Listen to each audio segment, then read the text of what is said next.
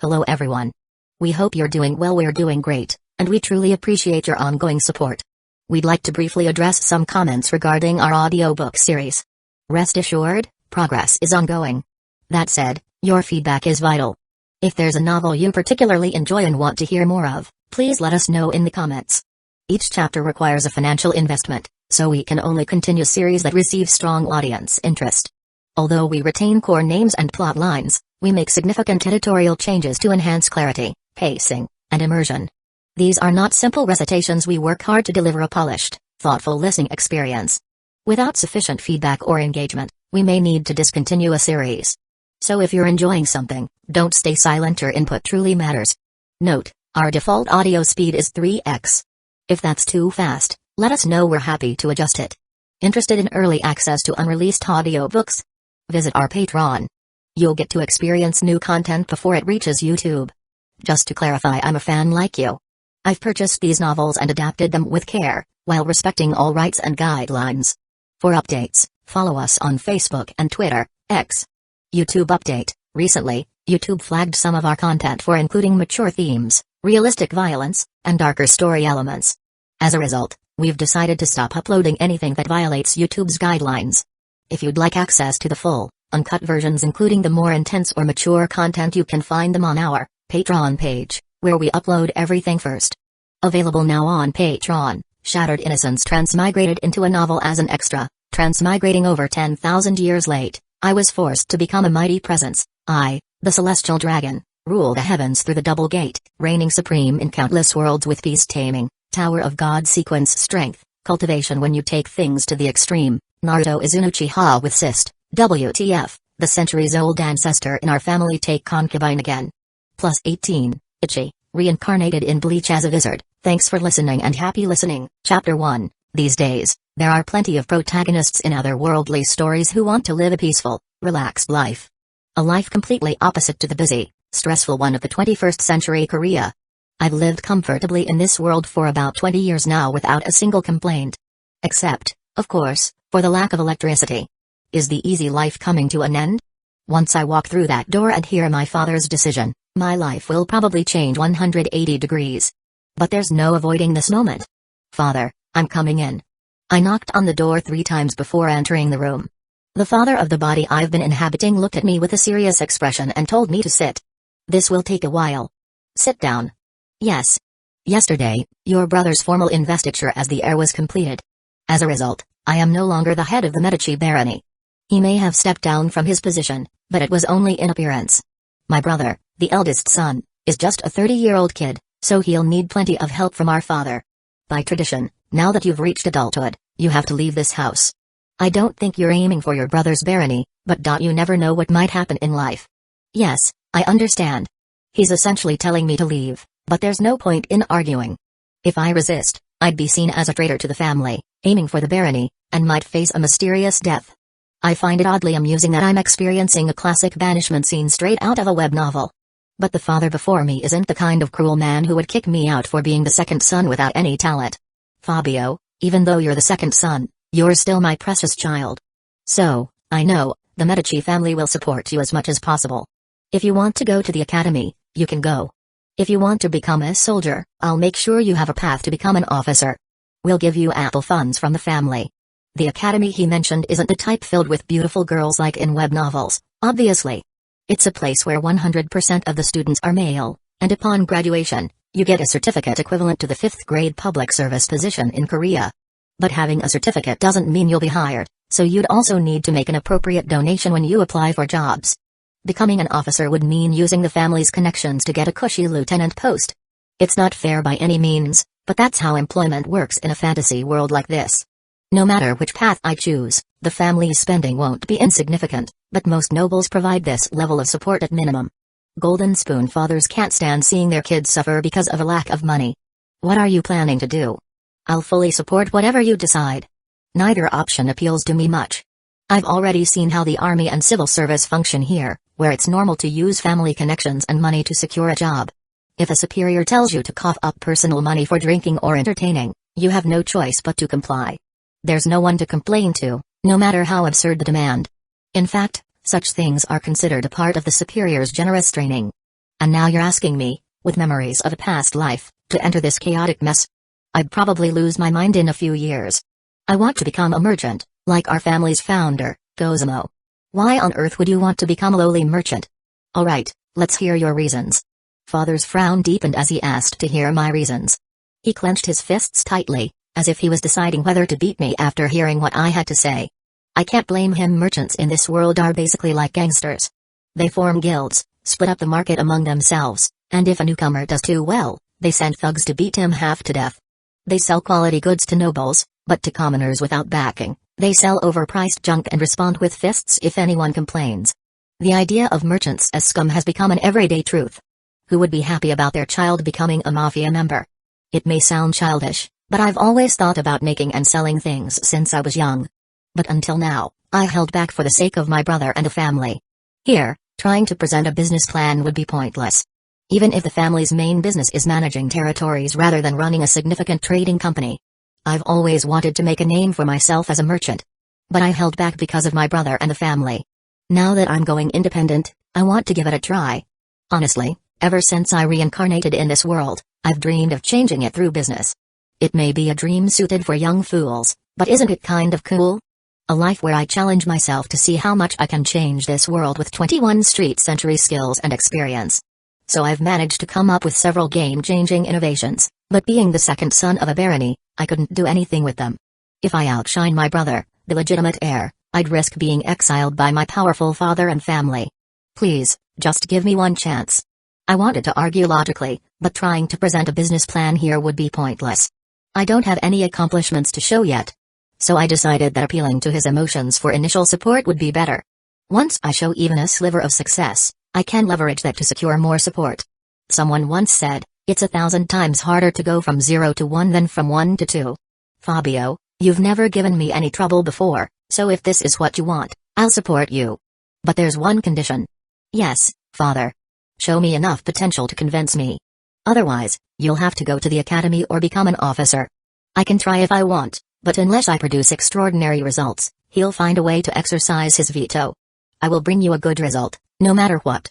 Right now, my mind is filled with countless examples of success stories distilled from many people's failures. Failure is simply not an option. In this fantasy world, the Tosca Empire, you have to establish ties with politics if you want to do business. From small-time bakery owners in rural villages to large merchants with dozens of shops. Because if merchants don't give respectful gifts to officials, they'll find any ridiculous excuse to destroy their shop. Korean history textbooks call a more polished version of this kind of control merchant monopoly rights. If I try to create something revolutionary, it could end up being for nothing if I don't win over the right people. So, I should start by making something that'll appeal to them. I have the backing of the Medici barony, but they won't help unless I prove I can succeed independently. Declining an offer like a position in the academy or as an officer is like turning down an acceptance to Seoul National University's medical school in Korea. They won't take kindly to a son who rejects such an opportunity to become a merchant. The nobles in this world survive by flaunting luxury. I should make something luxurious first, right? If nobles don't flaunt luxury, they're devoured by others. If you boast about frugality, other families will see you as easy pickings and come at you with forks and knives. So, they pour taxes collected from the people into luxury, all to uphold their family's prestige and pomp. They're even willing to go into debt with merchants to flaunt luxury. Leading a new luxury trend means more chances to get close to the nobles. I need to create a new luxury item to show my potential. But what should I make? Things like glass crafts are already everywhere, and if I spread concepts like Rococo architecture, it might not work. There's a 99% chance of failure because it won't fit the current trends. Art usually fails if it doesn't follow trends.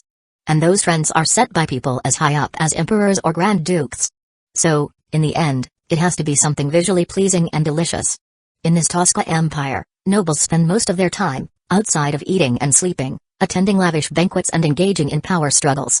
Just by creating a fresh, visually appealing dish for these banquets, I could bring some exciting change. An indulgent dessert that's white, fluffy like a cloud, and adored by women. Should I start with a cake made from whipped cream? A cake with a white base topped with vibrant fruits beautiful to look at, and the ultimate luxury item loaded with sugar and fruit. It's sure to be a hit. Failure? That's simply not an option. Chapter 2, The Cake's Debut in the Medici family's banquet hall. There was one dish that captivated everyone's attention. a cake adorned with pure white whipped cream and colorful fruits that shimmered like jewels. The noble's attention naturally focused on this special dish. Has there ever been such a dessert in the Toscana Empire? Since it was new, some chattered, assuming it was an Oriental item. The Bakers Guild doesn't make anything like this. Isn't it from the Orient? But it goes so well with the other dishes at the banquet. They marveled but remained cautious. To introduce something this new, they must have hired a genius chef. The new Medici Baron is no ordinary person. As curiosity heated up the atmosphere, Albert, the new Medici Baron, entered. Thanks to the newly made dessert, the atmosphere was quite bright. It wasn't exactly jovial, but curiosity filled the air, raising expectations for him. The dessert Fabio made is already receiving such acclaim. This is a new dessert made by our family, called cake. It will be served as dessert at the end of the banquet meal. Nobles from families friendly with the Medici family congratulated Albert on his succession or engaged in small talk. Yet, they subtly expressed their interest in the cake. I'm curious about how the new dessert introduced by the Medici Baron will taste. As a result, the banquet meal was served a little faster. Sirloin steak drenched in spices like pepper, cloves, and nutmeg, pasta filled with cheese, and so on. Dishes meant to show off wealth rather than taste. The dishes themselves, while befitting a noble banquet, were often more expensive than delicious. Here is today's dessert, the cake. Could a dish so visually appealing also be delicious? The nobles unconsciously gulped. I'm looking forward to the taste of the new dessert from the Medici family. I was getting tired of the same old dishes. Nobles are sensitive to trends. If they don't keep up with changing trends, they fall behind politically. Falling behind can lead to decline and death. So, they could die if they fail to embrace the new. Should they embrace this unfamiliar dish or not? Please, try it. Everyone swallowed at the sight of the individually plated cakes. The red strawberries atop the pure white whipped cream shimmered like jewels. Its appearance was as beautiful as a work of art. The true value of the cake was revealed the moment it entered their mouths. The white whipped cream melts like sweet snow. Such a delicious dessert. Truly worthy of the Medici Baron family. This will undoubtedly lead the trend. The other banquet dishes were meant to flaunt wealth, so they were honestly reluctant to even touch. But the cake had a slightly strong, yet not overwhelming sweetness, perfectly balanced with the refreshing tartness of the strawberries. It was so delicious that they'd want to eat it again tomorrow. Some nobles even set aside their dignity before the Medici Baron. Baron Medici, could I have another plate? It's truly delicious. Even the imperial palace probably doesn't have desserts this good. As the praises continued, Albert, the new Medici Baron, smiled and granted their requests. And the next morning, the Medici family was flooded with letters from those who enjoyed the cake, asking for the recipe. I thought every noble would be interested in this cake, but the reaction is much better than I imagined, young master. The head butler calmly walked towards me. As soon as he saw me, he gave an incredulous smile. We've been flooded with requests from the families who tasted the cake at the banquet a few days ago, asking us to share the recipe. Actually, making this type of cake isn't that difficult. Even a novice cook like me could whip one up beautifully in a few days with a little help from the chef. If it were a truly amazing dish, it would have taken much more trial and error. No matter how skilled the chef is, if the dish were difficult to make, they would have encountered countless failures during their new attempts. So, what did you do? Young Master Albert, no, Baron Medici said, since it's a dish created by young Master Fabio, we should do as you wish. Now that my brother Albert has become the Baron, he should stop being so suspicious. Did his paranoia worsen after becoming the Baron? I understand that his position is insecure since he just inherited the title, but he's testing my loyalty this way. If I don't hand over the recipe, he'll suspect me. Well, I never intended to make a fortune with just this recipe in a world without patent rights anyway. Tell them that we can freely share the recipe with noble families close to the Medici family. Ideally, I'd like to sell the recipe to friendly families at a reasonable price and to hostile families at a high price. Since there are no patents, I can't expect royalties, so I need to secure some initial capital this way. However, if I offer the recipe to hostile families as well, my brother Albert will be suspicious of me. He'd easily misunderstand me as a coward trying to survive by wagging my tail at the enemy. Yes, young master.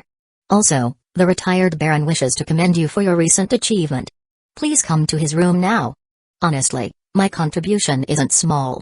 I created a dessert that enhanced the banquet, a matter of life and death for nobles' reputations, slightly boosting the Medici family's influence. I also shared the recipe for a dish that will be at the center of future imperial banquet trends with friendly families for free, creating considerable obligation. It might seem like just a recipe, but even in Korea, before smartphones became widespread, A secret recipe as simple as adding 3 drops of glacial acetic acid to cold noodle broth was traded for millions of won. So, the recipe for a dish that influences nobles' reputations is priceless. My steps lightened at the thought of finally revealing my hidden abilities and receiving a reward. I felt like humming a tune. I refrained from it, thinking it might seem strange to be too elated alone. But has young Master Fabio been hiding his abilities? You seem much more dependable these past few days. They say that even if a bad person does one good deed, they appear as a saint. Although I wasn't exactly a bad son causing trouble for my father. Having ended my act of being ordinary and shown results, my reputation among the servants inevitably rose. My father must have also raised his evaluation of me. Basking in the joy of a smooth start in this world was short-lived. "Father, I'm coming in." Just a few days ago, I entered my father's room to discuss my future. But the me then and the me now are different. I have clear justification and achievements to persuade my father. "Your gait has become confident." My father smiled as soon as he saw me. He must be pleased that his son achieved something to boast about at a young age. With a smile, my father pushed a basket from his desk towards me. The basket was filled with letters from nobles. "Sebastian must have told you, so I won't be long-winded." "Well done. Thanks to you, Albert could save face." For nobles, banquets are like wars where lives are at stake. But among them, weddings, funerals, and the first banquet after inheriting a title as a lord are particularly important. The political debut banquet is a place to gauge a noble's abilities. My father sighed in the middle of his praise. "Seeing you excel even in lowly commerce makes me think you could achieve great things as an officer or official. But since you kept your promise to me, Fabio, I won't force you anymore." "Thank you. You'll need capital to start your business in earnest." "How much do you need?" "The more initial capital, the better." However, speaking vaguely to a noble who has spent his life surviving political struggles won't get me anywhere. A shop of reasonable size on Vecchio Street, a skilled patissier, and 50 gold coins. It's impossible to accurately convert the value of 1 gold coin into Korean won. Because there's an incomparable difference between the nominal currency value of this era and that of 21st century Korea. However, based on the Toscana Empire's prices, 50 gold coins can buy a house for a middle-class family in the capital. That's a lot to ask for. I believe my work is worth that much. And I will return it with even greater political gains. It's like demanding an apartment for creating a cake, but my work is worth that much. I demonstrated the absence of future uncertainty regarding the Medici family's management succession and even slightly increased the family's value. "What are you planning to use it for?" "I plan to create a space where people can casually converse while enjoying the cakes, pastries, and tea I make. Just by introducing new pastries and cakes every few months, it will quickly become a trendy spot. Nobles are always thirsty for novelty. If it becomes the center of trends, the cafe will become the center of politics and economy. Even though the name Fabio de' Medici has become known thanks to your cake, that alone won't be enough to attract people. Currently, I'm just the second son of a baron family who devised a new dessert. I can't say I'm unknown.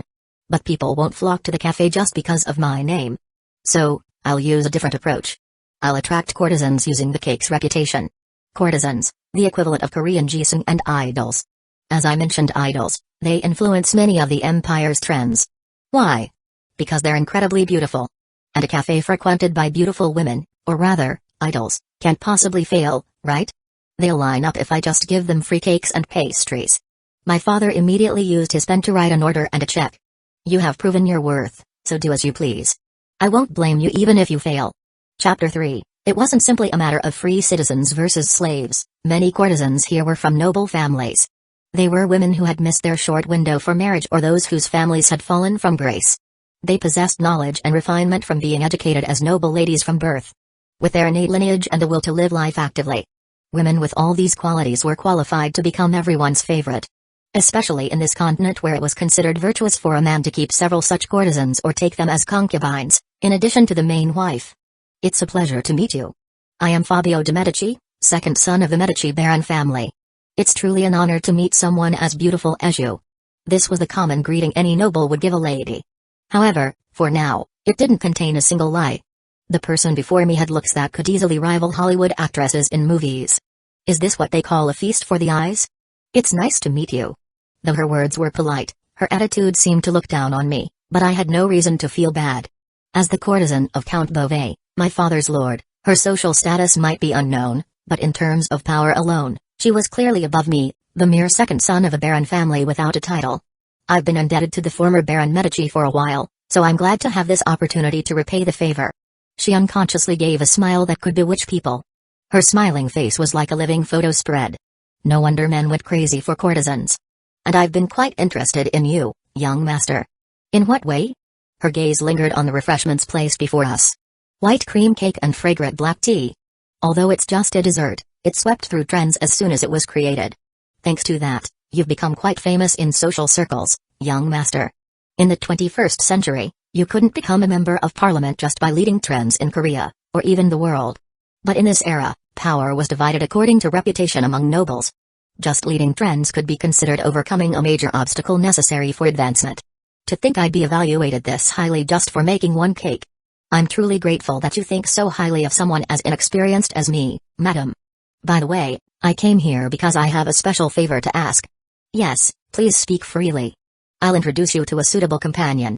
For unmarried nobles in the Tuscan Empire, it was common sense to bring along a courtesan when making their debut in social circles. Well, in romance fantasy web novels, they might bring their lawful wife, but because couples married for political reasons often didn't get along well, unless it's a very formal occasion, even married men often brought courtesans as partners. It's more comfortable for men to go with a beautiful, cultured, and obedient woman. By 21st century standards, it might be incomprehensible to cheat on one's wife, but what could you do? In a world where everyone has only one eye, a person with both eyes is considered abnormal. That's not it, I came to get some help with my business. Do you want me to arrange meetings with other nobles or merchants? The courtesan before me had the ability to introduce other people. But if I wanted to ask for that, I would have asked my father. That's not it. I'm planning to open a cafe, a restaurant that sells the cakes and tea I make. I just need you to introduce my shop to the courtesans you know and hint that they should come often. That is all. She tilted her head after hearing my request. Is that all you need me to do? From ancient times to the modern day, beautiful women have wielded absolute power. A wise person even said, cuteness is justice. In other words, just as in the 21st century, clothes worn by girls or items they used on social media sold out instantly or became trendy. In the Tuscan Empire too, the places where these beauties gather would lead the flow and trends. I'll provide free cake and tea at the cafe to those introduced by you, madam. And I'll also give them cake when they leave the shop. It was difficult to directly compare prices between 21st century Korea and the Tuscan Empire. But if we had to compare, a slice of cake would feel like it costs at least 30,000 to 50,000 won. It's a crazy act of giving away 100,000 won per customer, but the effect would be greater than the investment. Our cafe would definitely become trendy. The courtesan of Count Beauvais before me smiled with her eyes after hearing my words. All right. And considering your sincerity, I'll bestow one more favor. After you open the cafe, bring cakes to the tea party I host every Saturday. Although it was called a tea party, 5-7 people would come, so it would be a considerable expense, but it would definitely have a promotional effect greater than the investment. No, to be honest, it's like an unexpected windfall. Thank you. A cafe is all about ambience. More accurately, a cafe could be seen as a place where people consume ambience and atmosphere. People used cafes to buy the experience of savoring the aroma of coffee in a pretty shop. Therefore, if you wish to succeed with a cafe, it must be visually appealing and beautiful. You can't work in our shop. The man who heard those words opened his eyes wide and protested. But, until just a few months ago, I was the head waiter at the Twilight Evening. Wouldn't I be sufficiently helpful in this place called a cafe? If I were hiring based on ability alone, I would have certainly hired this man. The Twilight Evening was a restaurant frequented even by high-ranking nobles with titles. The skill level required of employees there would have been high. And he was the head waiter? No need to say more. However, there was something more important than ability in our shop. I'm not disregarding that experience. But the most important condition we look at when hiring staff for our shop is appearance. They said that in places like cafes and PC rooms, hiring pretty female part-timers could make a 2-3 times difference in sales. Wouldn't people of this era, especially nobles, be the same? I thought even pretty part-timers wouldn't be enough, so I'm even providing free meals to courtesans. This fellow's appearance didn't match our cafe's vibe. Otherwise, do you think I'd be crazy enough to pay 3 times the salary of other shop employees? I feel a bit guilty about doing the same unfair things I experienced when looking for part-time jobs in Korea. But did conscience put food on the table? It was not like I was backstabbing anyone, so there was no reason to feel bad. The man before me walked away dejectedly after hearing my words. Thanks to hiring staff based only on looks, it's really pleasing to the eye. The men wearing suits like butlers were quite handsome even to my eyes, and the women in maid uniforms even brightened up their surroundings. On top of that, even the furniture, floor, wallpaper, dishes, and so on placed in the shop were pleasing to the eye. Thanks to paying a lot of attention, without exaggeration, it looked like a scene extracted from a romance fantasy. Add to this desserts and tea that women go crazy for. It can't help but become a mecca of trends. Once rumors begin to spread not long after opening, it's going to be wild. Nobles who didn't even have the concept of patent rights would surely try to imitate our cafe. They're the kind who couldn't stand not having something others had. And they're people who would do anything if it made money.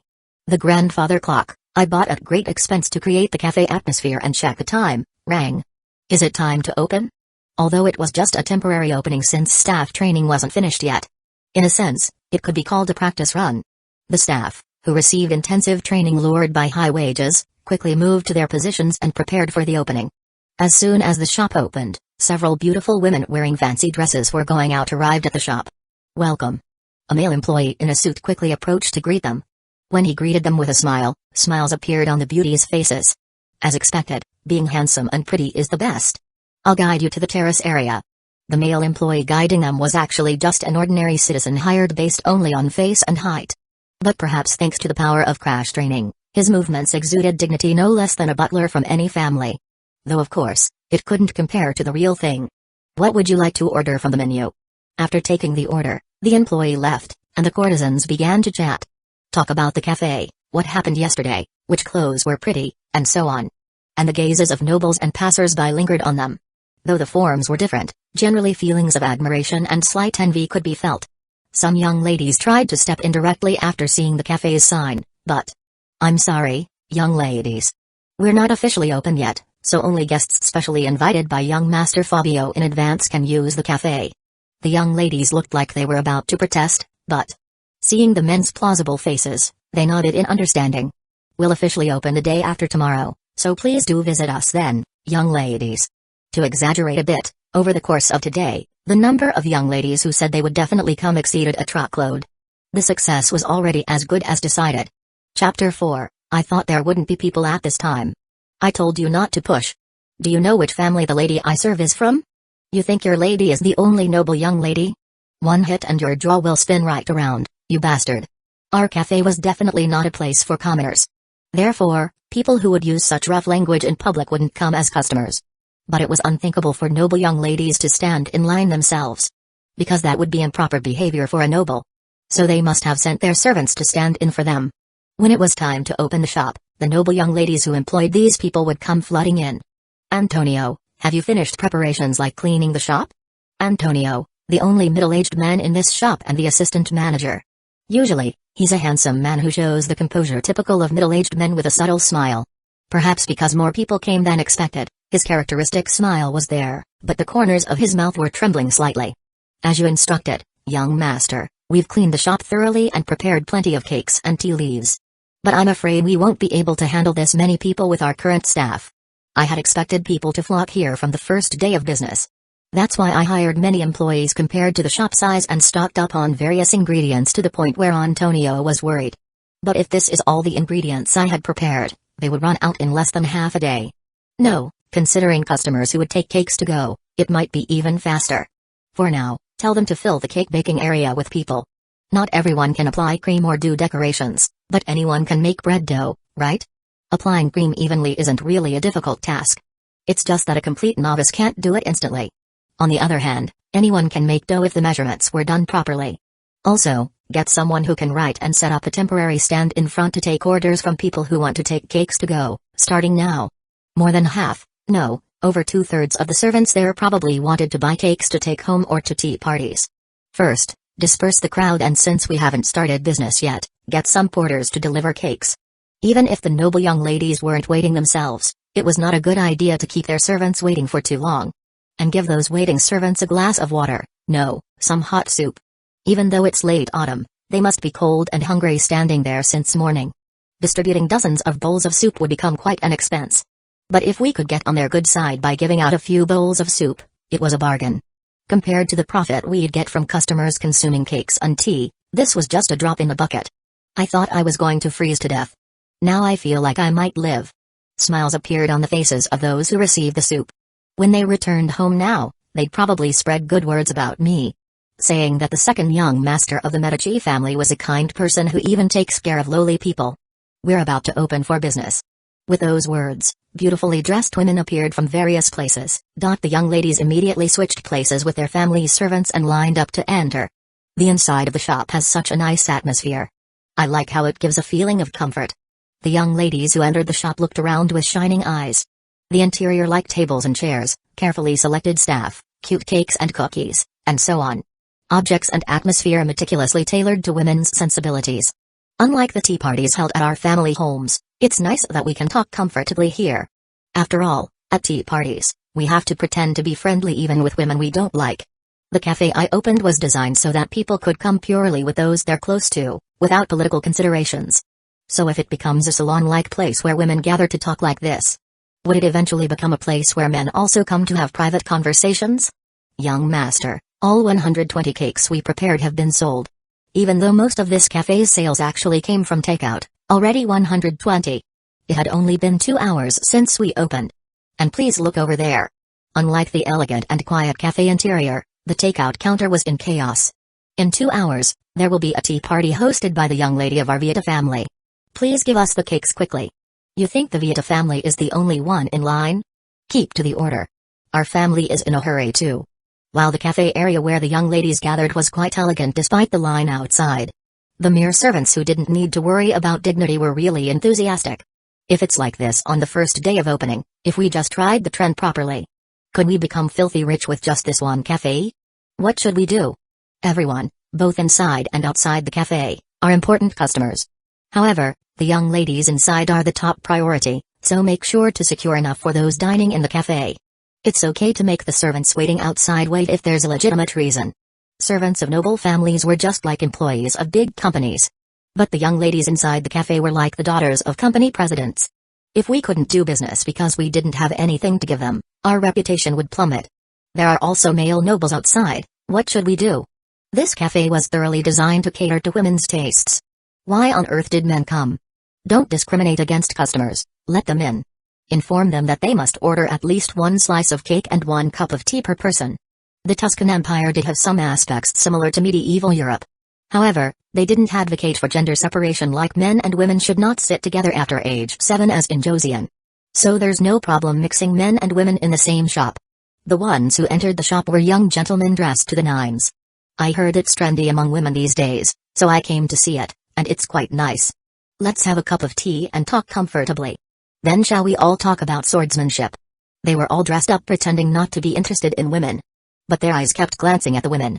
They were even giving silent instructions by poking the person in front with their fingers. Just listening to their tone, you could clearly see they were nervous because they were about to make a move. Anyone could see what this was. It was men with no dating experience trying to work up the courage to approach women they like. I hear it's not uncommon for this kind of approach to lead to marriage even at balls, but really, I'd like to get some takeout here. Everyone's too busy to respond right now. Yes, miss. How may I help you? A deep smile appeared on the face of the young lady who saw me. It's young Master Fabio. The cake at your brother's barren inauguration banquet was really delicious. I'm grateful that such a beautiful lady enjoyed it. 1 strawberry cake, please. I took out a specially ordered wooden case. Even though it's for expensive items, it's not that expensive a box as it's a disposable container. It has our Medici family crest engraved in brown, giving it quite a luxurious feel. Like made in Korea, engraving the family crest would greatly help in branding this cake. Nobles, to whom showing off was like life itself, would want the cake from our Café Medici that led the cake trend. And this box was the most prominent means to show that the cake was genuine. Later, there might even be a practice of returning boxes, but even considering all that, this is still much more profitable. Here you are, miss. Thank you. Please come again. Before I knew it, the men who had been just watching moved. If it's not rude, would you like to have a cup of tea? Stammering words and faces red as apples. But it seemed the conversation went well, as those two parties sat down together and started chatting. And by the time business ended, quite a few people had gone on something like blind dates. Café Medici had suddenly become a holy ground for men and women seeking natural encounters. The shop had prospered to the point of becoming the center of talk in social circles. The accounting is done. Business went much better than expected. The sales seemed quite promising. I wonder how much it came to? Total sales, 7 gold coins, 8 silver coins, 72 copper coins. Total £78 72 pence. Total expenses, 1 gold coin, 9 silver coins, 95 copper coins, £19 95 pence. Daily profit of about 6 gold coins. Considering that I had initially borrowed this building and 50 gold coins from father, it might not seem like a very large amount, but 6 gold coins was equivalent to a year and a half's income for a commoner living in the city. They say the wealth gap was even worse than 21st century Korea, but to earn such a large sum in just one day. Hooray! Hooray! I was the only one cheering as if about to jump up and down, but I wasn't particularly embarrassed. If we could steadily earn this much from now on, we could live quite comfortably. Congratulations, young master. Thank you, Antonio. It's all thanks to you, young master. I made all the plans. But without their efforts, this plan would have been nothing but a meaningless delusion. It was possible thanks to your hard work. Thank you. To succeed, you must always reward your subordinates for their contributions. That way, they would work even harder. And they would take my side even in dangerous times.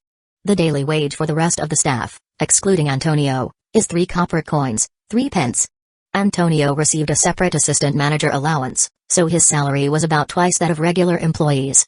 Compared to the money I earned, Antonio's and the regular employees' salaries seemed too stingy. Originally, those working in such cafes received a daily wage of 1 penny, 1 copper coin. Giving 3 pence was like treating them as regular employees of a big company in Korean terms. Since it's the first day, and you all did a good job, I'll double your pay as a sign of appreciation and to ask for your continued good work. Everyone cheered. Indeed, the shop employees don't care about the sales, the most important thing was how much they receive. Everyone line up.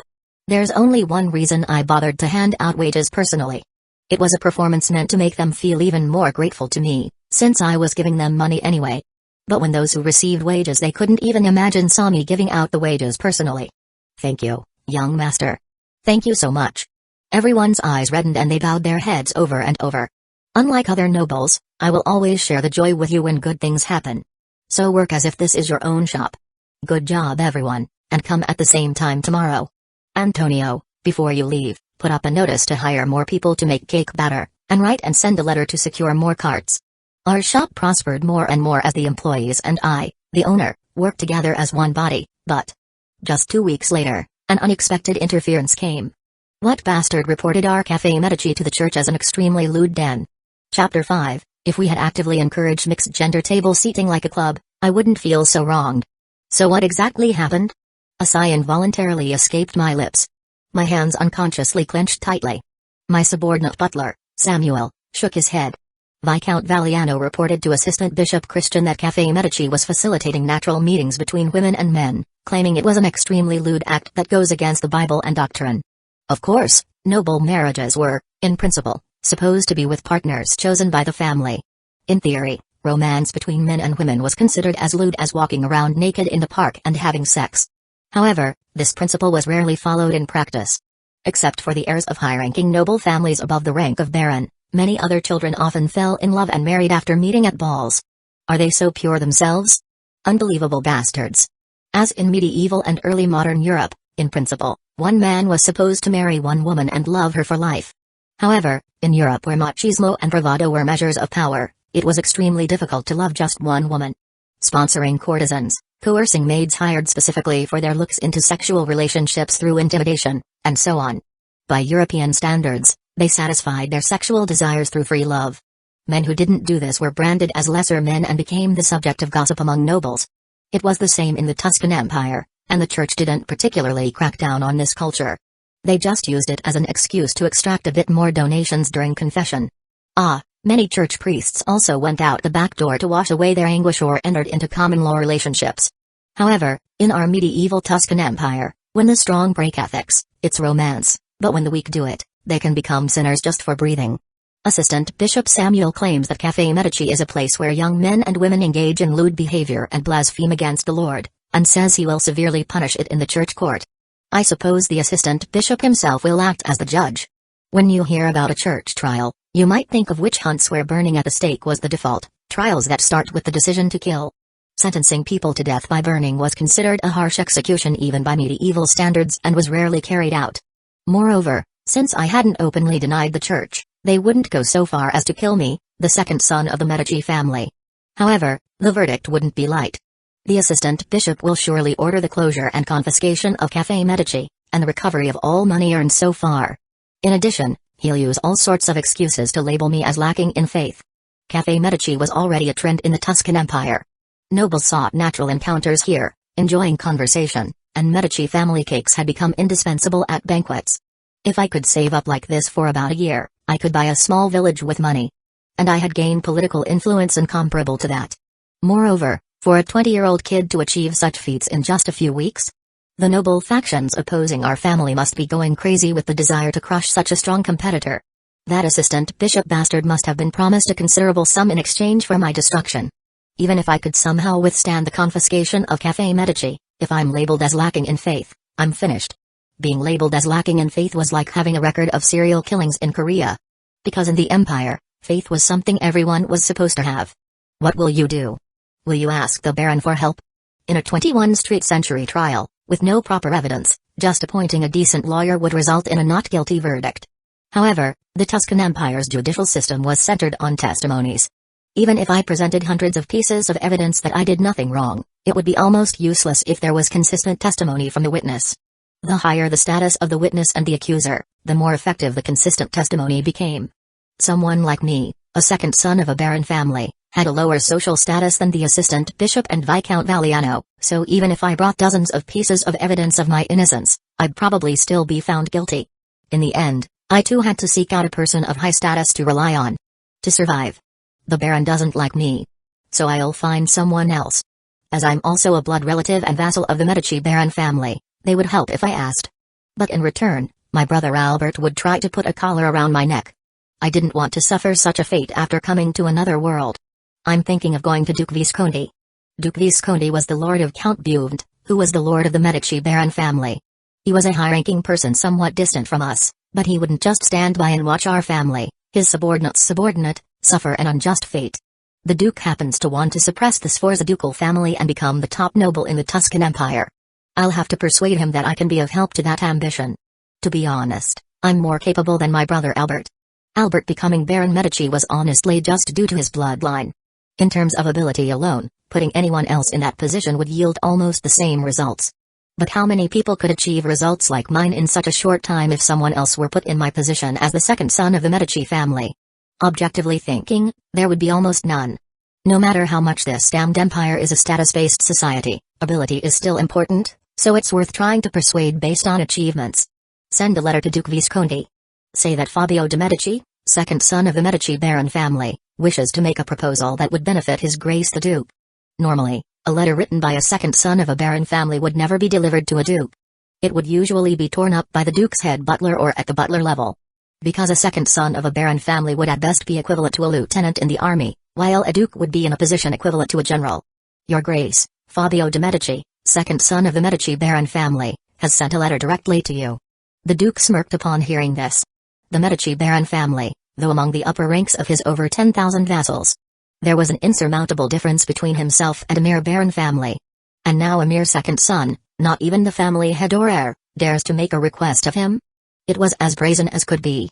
However, when a young man who stands out unusually makes a request without fearing the lion, depending on the nature of the request, it could be either a crazy act or a calculated move. If the former, he would be disappointed, but if the latter? Fabio de' Medici, that fellow who created the cake and Cafe Medici, the second son of the Medici Baron family, is writing to me? How audacious. What did it say inside? He says he wishes to make a proposal that would benefit your Grace. He must be mad. A subtle smile appeared on the Duke's face. Though he said that, he was curious about what this fellow, who had achieved enough to remain in his memory despite being a mere second son of a Baron family, had to say. And this Fabio is currently being prosecuted by Assistant Bishop Christian. He should be begging for his life, and yet. Has he truly lost his mind? As the head of the Visconti ducal family and as a duke, he had seen many types of people over the years. Among them, of course, were those with genius talents. Geniuses often took seemingly crazy actions to produce the best results. A certain genius mercenary captain, whom he had made a baron by giving him one of his directly controlled baronies, had charged into enemy territory with thousands of enemies, leading only dozens of soldiers when everyone else said they should retreat. At the time, it seemed like a crazy act, But as a result, the Duke had succeeded in achieving a great victory in a war that was almost lost. Still, it's 100 times better than begging for his life. Why should I help those who beg for their lives without being able to offer me anything? As you say, those who beg for their lives without fulfilling their duties are useless. What do you think? It seems like it might be worth meeting this fellow. The Duke was personally intrigued, but objectively speaking, this man called Fabio de' Medici was worth investing in. A man who had grasped the empire's trends, gained political influence and fame in social circles in just a few weeks. He had achieved this much without much support from his family. If given money and protection, might he lay not golden eggs, but diamond eggs? As your grace wishes, perhaps we should make time to see him. He might even be of help in defeating Duke Sforza. Very well, let's do that. Clear my schedule for tomorrow afternoon. Chapter 6. This was inevitable because a duke was a monster equivalent to a party leader cum prime minister, or deputy prime minister, in 21st century terms.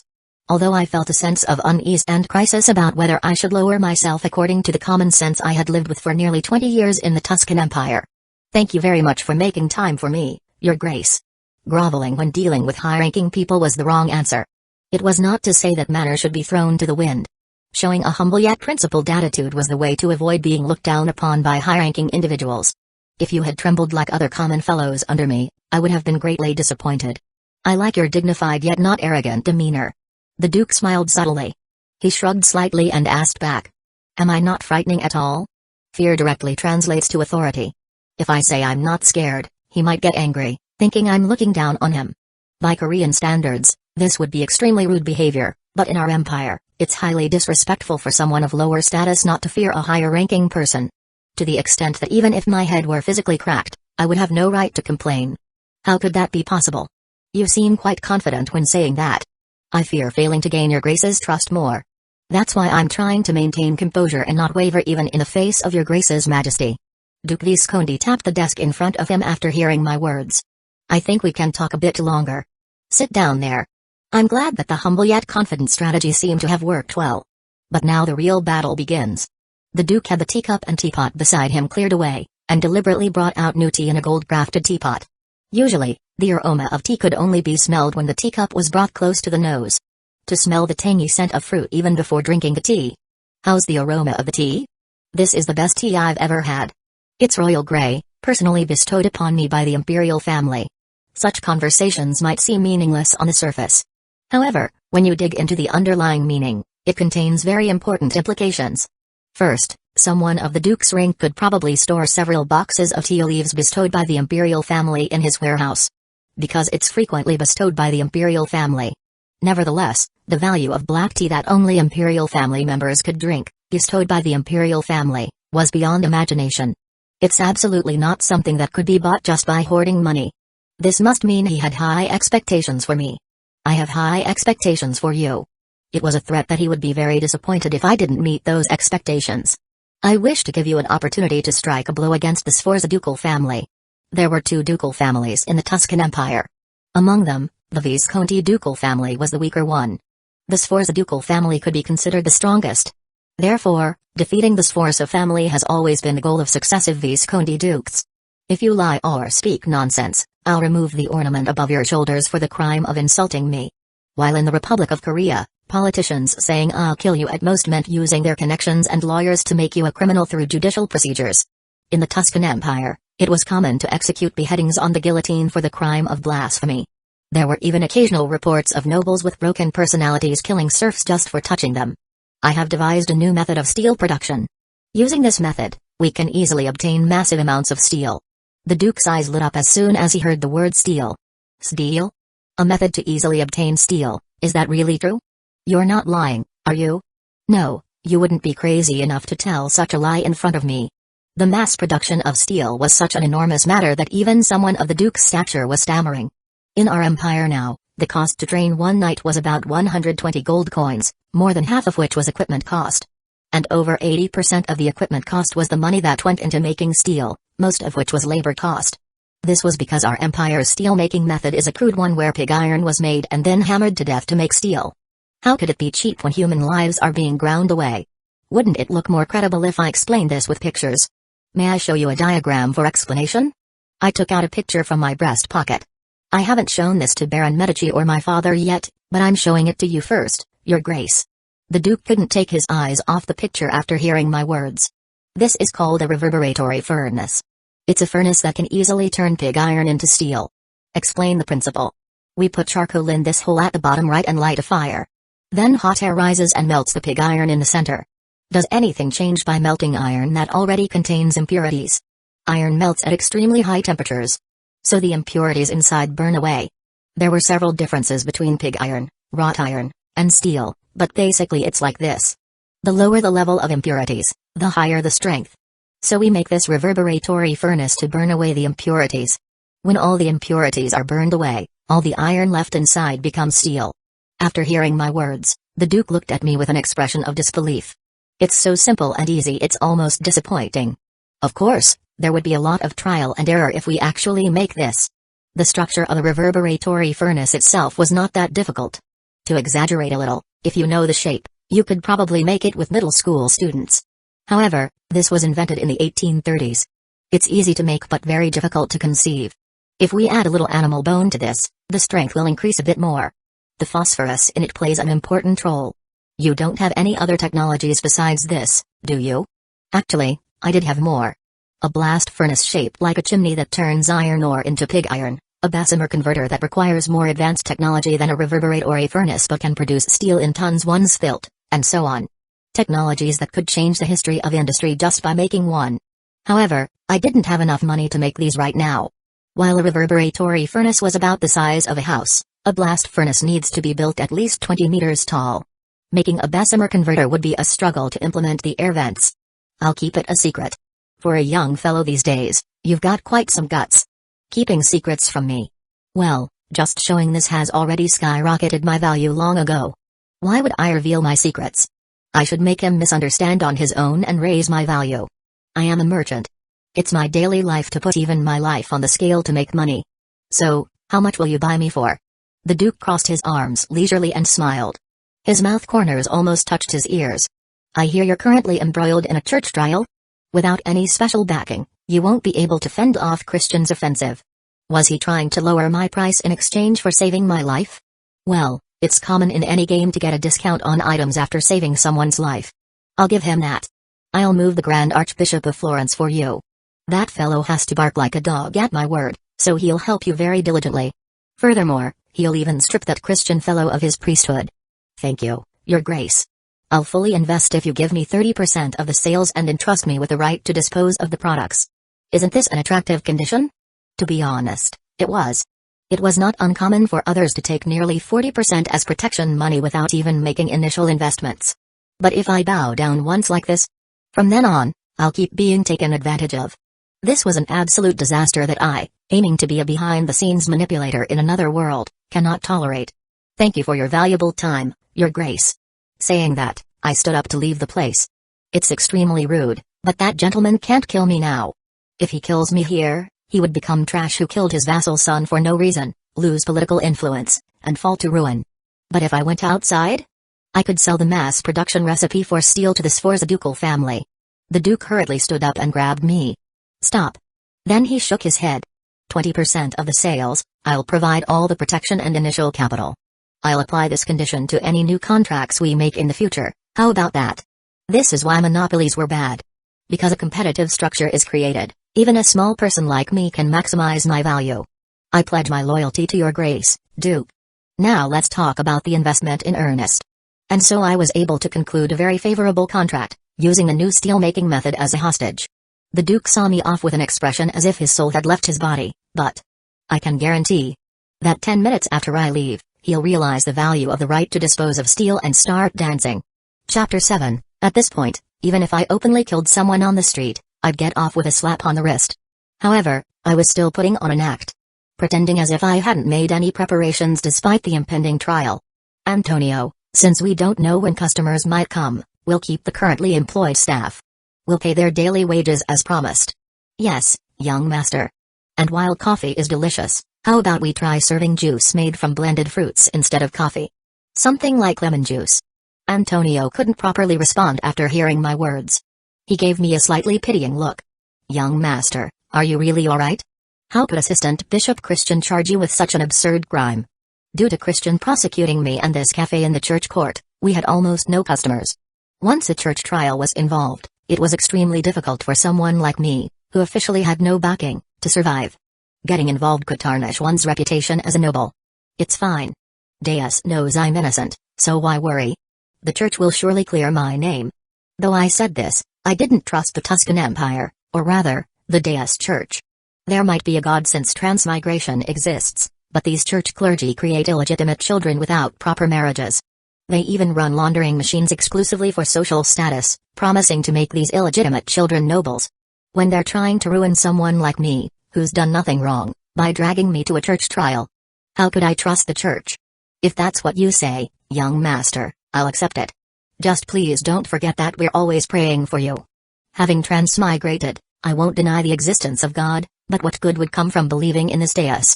Still, it feels good that they worry about me with such sincere expressions. This is a rosary the employees pooled money to buy. Father Pio, who often visited our cafe, blessed it. We bought it hoping your innocence would be revealed. A silver rosary that could be worn around the neck, which nobles don't use. But if a priest blessed it directly, it must be quite valuable. Did all the employees pool a week's worth of wages? It's been 20 years since I transmigrated to this world, but I feel a lump in my throat for some reason. All the employees looked at me and cheered me on, saying things like my innocence would surely be revealed, that it was impossible for a good noble like me to lack faith, and so on. That's why I absolutely couldn't tell them that this was all a show put on by the Archbishop, the Duke, and me, with a not guilty verdict already arranged. And the reason why I was bothering with this troublesome act. With the sound of someone kicking the door open, a group of people rushed in. Is the owner of Cafe Medici, Fabio de' Medici, here? Here he is. By order of Assistant Bishop Christian Det alone, we arrest you for promoting lewd customs among young people, an act against faith. If you resist, we'll consider it disobedience to the church's authority and hand you over to the heresy inquisitor. Generally, even for a second son of a noble family, they don't arrest you in public. That's the rule of noble society. But this Christian fellow seems to hold such a grudge against me that he's breaking even this taboo. It looks like I'm going to be tied up with ropes and dragged away in front of everyone. Arrest him. The church priests quickly tied me up with ropes. It felt like becoming a traitor tied up with ropes like in a historical drama. Drag him away. I was immediately dragged to the religious court. There were Assistant Bishop Christian and Viscount Valiano who had reported me. In addition, clergy who would act as associate judges and church subordinates were glaring at me. It seems that the bastard of an assistant bishop filled the trial staff with his own subordinates to sink me. The priest dragging me sneered. Listen here, young Master Medici. What is it? Let's end this nicely. If you just admit your guilt when you appear in court, they won't sentence you to death, but end it with something like house arrest. This is mercy directly bestowed by the assistant bishop. You want to kill me so badly, but you're afraid you can't handle the aftermath of killing the second son of the Medici Baron family over something like this, right? Really, what funny fellows. They'll have their skulls cracked by the archbishop who will coincidentally arrive when the verdict is about to be given. Deus is on the side of the righteous.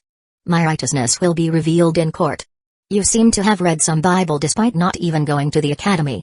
I've read it over and over for 20 years since transmigrating, thinking there might be a use for it.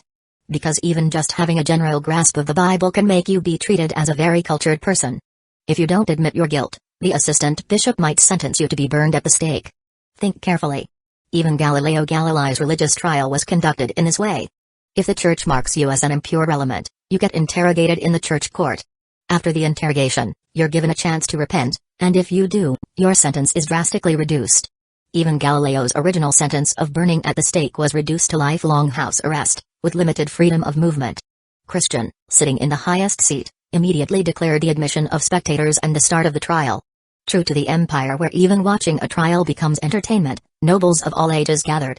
The man leading Florence's trends turns out to be a heretic? If translated into Korean style, it would be an article with such a headline, so it's not strange that they came. The reason I bothered to come here was also because of this. In a world where fame becomes power, to gain the title of a dignified man who expresses his convictions even in the face of death at a religious trial. We will now begin the trial. Does the defendant Fabio de' Medici admit to all the acts he's been charged with? I cannot admit to any of them.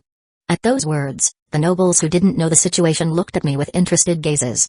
Very well, then let the plaintiff, Viscount Valiano, directly recite his charges. Valiano stood up and began to recite my charges one by one.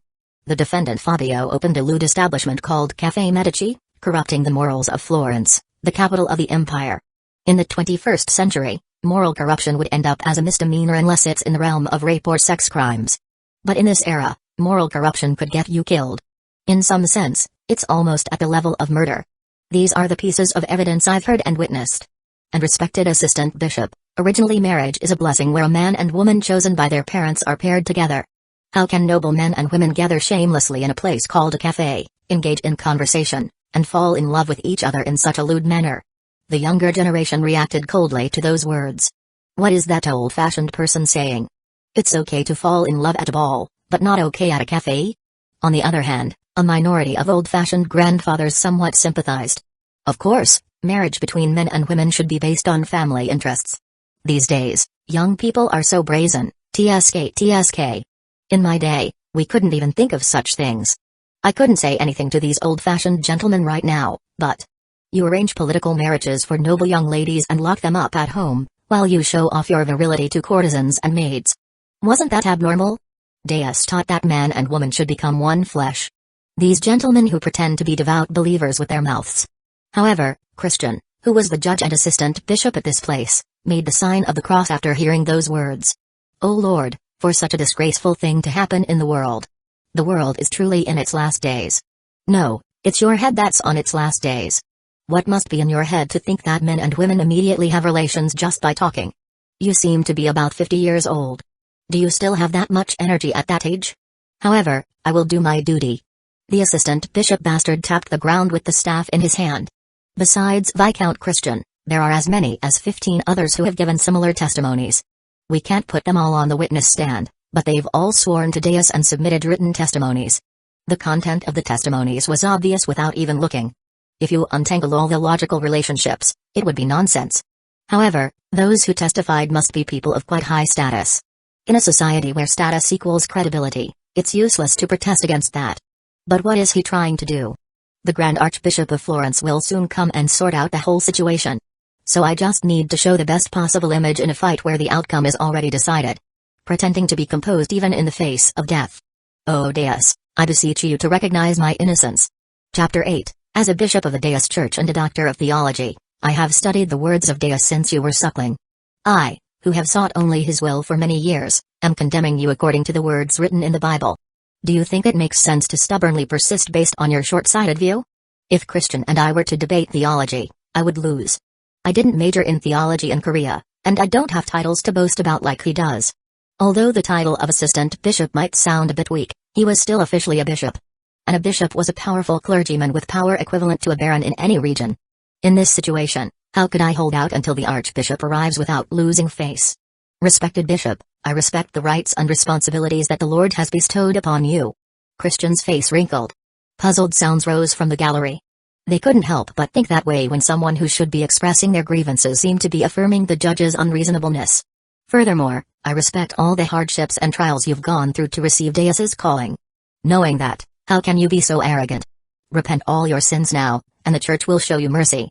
However, respected assistant bishop and spectators, I swear to Deus, who is the head of the church. If I have committed no sin, wouldn't it be deceiving all of you if I confess to having sinned? This was one of the effective ways to drive someone mad in an argument. Acknowledging parts of the opponent's statement that didn't conflict with your own argument while firmly denying what's wrong. This way, on the surface, it looks like I was having a very cultured debate, while the opponent appeared to be forcing their point. Since I'm standing here due to a misunderstanding, I will explain everything here. Cafe Medici is absolutely not a lewd place. If this were Joseon, a country of Neo-Confucianism, I would indeed deserve to die. Providing a place where a young lady from a noble family can talk to a man other than the fiancé chosen by her father? That would be no different from facilitating prostitution in Korean terms.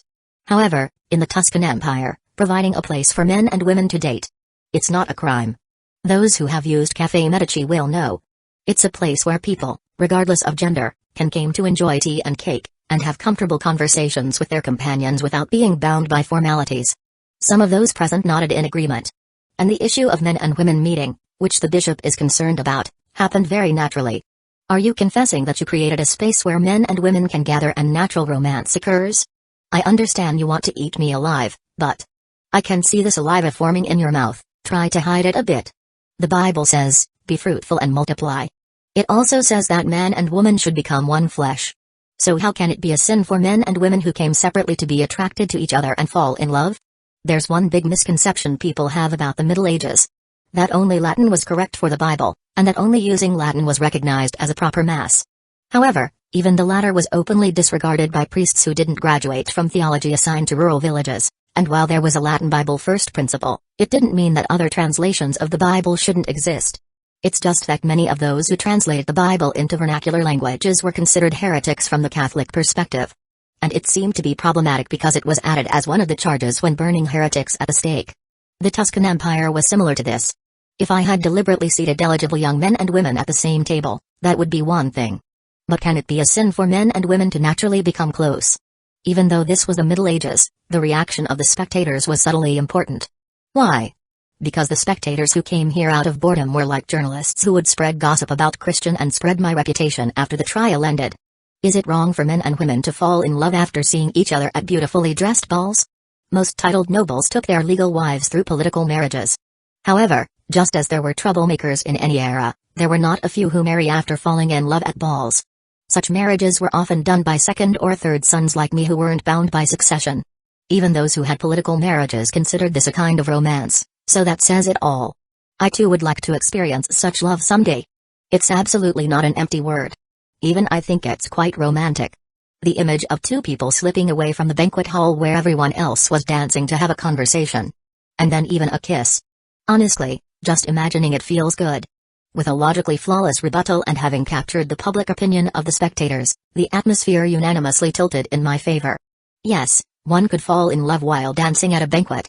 It seems Cafe Medici is innocent. Christian glared at me and spouted more nonsense. Strictly speaking, even men and women falling in love after meeting at a banquet violates church law. Seeing how confidently you answer, do you think you're receiving the Lord's grace? How dare a mere second son of a baron family insult my authority as a judge in a church trial? I don't know who's behind Viscount Valiano. But one thing was clear. There were forces of evil, and quite high-ranking ones at that, who were trying to completely get rid of me even at the cost of ruining the assistant bishop's face. Otherwise, that bastard wouldn't make such an unreasonable move. And that damned question was a trick to brand me a heretic no matter how I answer. If the Lord bestows His grace upon me, I pray that grace continues, and if not, I only hope that He will bestow His grace upon this poor soul from now on. If I said I was receiving grace, He would have arbitrarily branded me an infidel for the sin of arrogantly claiming to receive grace while being accused of insulting church law. If I said I wasn't receiving grace, He might have sentenced me to be burned at the stake right there, calling me a heretical bastard not receiving Deus's grace. But by giving an ambiguous yet most faithful answer, he was left speechless. Christian grabbed the back of his neck after hearing my words. You, blasphemous fellow. The trial spectators' eyes sparkled as they looked at me. Some even gaped at the sight of a mere noble family's young master verbally outmaneuvering a bishop in a church trial. They might get flies in their mouths at this rate. It's the Archbishop's cross. The Archbishop himself has come. He should have come much earlier originally. Why is he coming so late? Did something happen?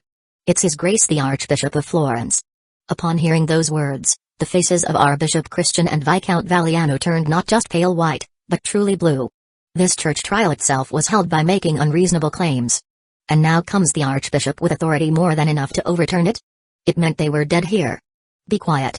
If a bishop had power equivalent to a baron, an archbishop was a big shot with power roughly equivalent to a count. Especially the Archbishop of Florence was the highest among archbishops who were almost certain to be promoted to cardinal, which was above archbishop. He had incomparable authority to a bishop. Fabio de' Medici is innocent. After that declaration, the scripted words followed. I just visited Cafe Medici. The tea was delicious, and the cake tasted good. I went with other bishops, and they all liked it. Usually, people would come with friends, regardless of gender, to have conversations. It seems some fell in love in the process, but that's not at all unnatural, either doctrinally or biblically. The Archbishop pointed his crozier, the staff carried by clergy above the rank of bishop, at Viscount Valiano. So Viscount Valiano must have been jealous of the cafe's success and accused him with absurd excuses. Valiano's face turned pale upon hearing those words. And you, Christian, as a bishop, must have sold your conscience and faith for a few coins. Otherwise, such an absurd trial couldn't have been held. Sold conscience and faith. In Korea, Selling one's conscience was used as a relatively light insult. However, in the Tuscan Empire, saying someone sold their faith was 1,000 times heavier than calling someone's mother a prostitute in 21st century Korea. Especially when the target was a clergyman. You could draw your sword and stab their neck right now, and a judge would truly declare you not guilty. Although the final judgment will be made by His Eminence the Cardinal himself, and the verdict will be confirmed after receiving permission from the Holy See. As the Archbishop of Florence, I sentence Viscount Valiano to be burned at the stake for the crime of trying to profit by abusing the Church's authority. The Viscount collapsed to the floor upon hearing those words. Furthermore, Bishop Christian, I will request your excommunication to the Pope, and have you burned at the stake with the same procedure as punishing heretics. Christian fainted upon hearing those words. In a world where everyone believes in the existence of hell and heaven, being branded a heretic and falling into hell is a fear beyond death. Moreover, if he got labeled with excommunication, his family was also essentially doomed to fall. Because of one idiot, hundreds of people would end up on the streets. This concludes the church trial of Fabio de' Medici. With those final words, tremendous cheers erupted. Chapter 9, Archbishop of Florence, is that true? Did Fabio really dominate Christian in the church trial? The Archbishop nodded in affirmation upon hearing those words. When I heard the news that the trial had begun, I arrived a little late trying to make it look like I was hurrying to stop this unjust trial. But when I arrived at the courtroom, I heard a young man's voice passionately arguing from outside the door. So that was Fabio. Yes, from what I heard. The Archbishop relayed all the information he had gathered to the Duke without missing a single detail. At first, the Duke laughed heartily, thinking that despite his life being in danger, this madman still refused to beg and insisted on negotiating proudly. If such a confident and rational fellow were to join his ranks, he would surely be helpful in defeating the Sforza ducal family. However, as the story continued, the smile gradually disappeared from the Duke's face. It wasn't because he was so narrow-minded as to be jealous of his subordinate's competence. It was because Fabio de' Medici's actions in this trial were surprisingly unrealistic. So you're saying that Fabio dominated Christian in the church court? The Duke let out a hollow laugh. You don't seem like the type to lie about such things. It's hard to believe. Is it really true? I saw it with my own eyes. Fabio had already swayed all the public opinion among the spectators, and the assistant bishop couldn't find any fault with him. What Fabio had done appeared like this to the Archbishop and the Duke. A knight who had received harsh training to become a knight since childhood. Moreover, it was like a 10-year-old child fighting with a tree branch against a powerful, renowned knight in full armor on horseback, and winning. In a normal case, the child would lose 1 million times out of 1 million fights. What Fabio had done was achieve victory in an impossible fight without even attempting to run away. When I was his age, I was only worried about how to lift a maid's skirt. But this fellow has written a legend at just 20 years old. It makes my own sons look pathetic. The Duke slumped his shoulders. While Fabio's success was beneficial for the ducal family as a whole, it made his own children look lacking. As a father, it made him feel a bit uncomfortable. Seeing the mood turn gloomy, the Archbishop made a clumsy joke.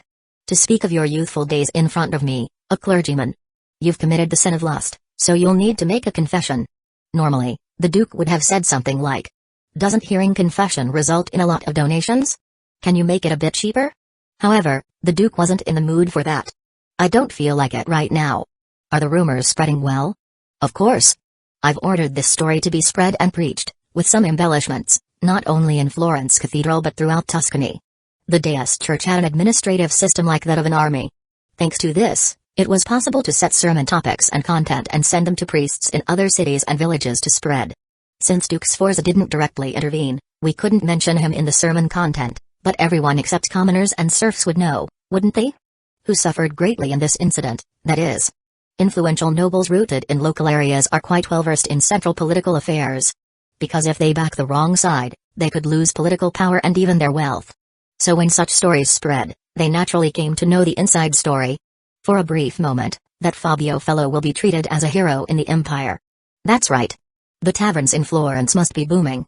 They have Fabio as a topic to discuss, and they can freely curse corrupt clergy. As I was passing by, I saw that those who came as spectators were already spreading rumors around. They were saying that God couldn't stand Christians' injustice and worked through Fabio. The Archbishop felt good just thinking about using that public opinion. The fact that Christian committed injustice meant that even those higher up had a responsibility for not preventing such evil acts. Moreover, if the word spreads that God himself judged this sin, even though he didn't start the rumor himself, he could send all the higher-ups packing to their rooms based on moral responsibility. If we can insert our people into the bishop positions, Could he ascend to the position of cardinal before long? You'll soon become a cardinal. From then on, I won't be able to speak comfortably to you. I'll start speaking more respectfully from now on. How can you say such disappointing things when I owe you so much, Your Grace? Thank you for saying that. When you become a cardinal, I'll treat your poor nephews well. Poor illegitimate children, legally nephews but actually the Archbishop's children. I'm overwhelmed with gratitude. Well then, let's quickly spread rumors to make Sforza eat grow. And let's make Fabio a hero. For our promotion and benefit. And so, Fabio's name spread throughout Tuscany in just a moment, albeit briefly. The day after the trial ended, the Duke summoned me. Was it because I had brought him more benefits than he had thought? This time too, tea bestowed by the imperial family was served. And an even better chair than the one I sat on last time. You're more impressive than I thought. I'm truly envious of your father. Your praise is more than I deserve, Your Grace. Excessive humility can sound like mocking the other person. Moreover, in any era or country, if you pretend to be humble, people will arbitrarily undervalue you. So when it's time to be confident, you should accept it confidently. No, your father must be having a stomachache. Having such an outstanding child like you, yet having to choose the eldest son as the heir. At first glance, it sounds like he's praising me. However, there must be a reason for someone of a duke's stature to belittle his vassal in front of me. Later, he'll try to persuade me by saying he'll make me Baron Medici. Even if such words leak out, it won't cause political damage to the duke. Anyone can see that I, who consistently show exceptional performance, am more excellent than my ordinary Baron brother, at least in terms of ability. However, from my perspective, those words are extremely troublesome. Please don't say such things, even as a joke. The patriarchal order of the family is absolute. The Duke looked at me with a bitter smile. As expected, you don't take the bait. When I use this ploy on the second sons of Sforza's vassal families, 10 out of 10 either fall into contemplation or bite immediately. If they showed even a hint of contemplation or bit immediately, the Duke would leak that fact to the enemy vassal family. Then, within that family, they would purge the second sons who considered a coup. After the purge, they would start looking for internal enemies within the family, leading to internal strife, or in the worst case, self-destruct and have their territory confiscated. Well, the Duke probably had no intention of ruining me like that. If he did such a thing, he wouldn't be able to build the ironworks that could produce unlimited steel, and if he treated his allied vassal families in such a way, he would have no allies left. Therefore, considering all the circumstances, those words were probably sincere. While causing internal division to ruin a vassal family would be a path to self-destruction, replacing the head of a vassal family with proper justification is something that can be done if one is prepared to bear the burden. I'm not trying to do anything bad to you or the Medici family.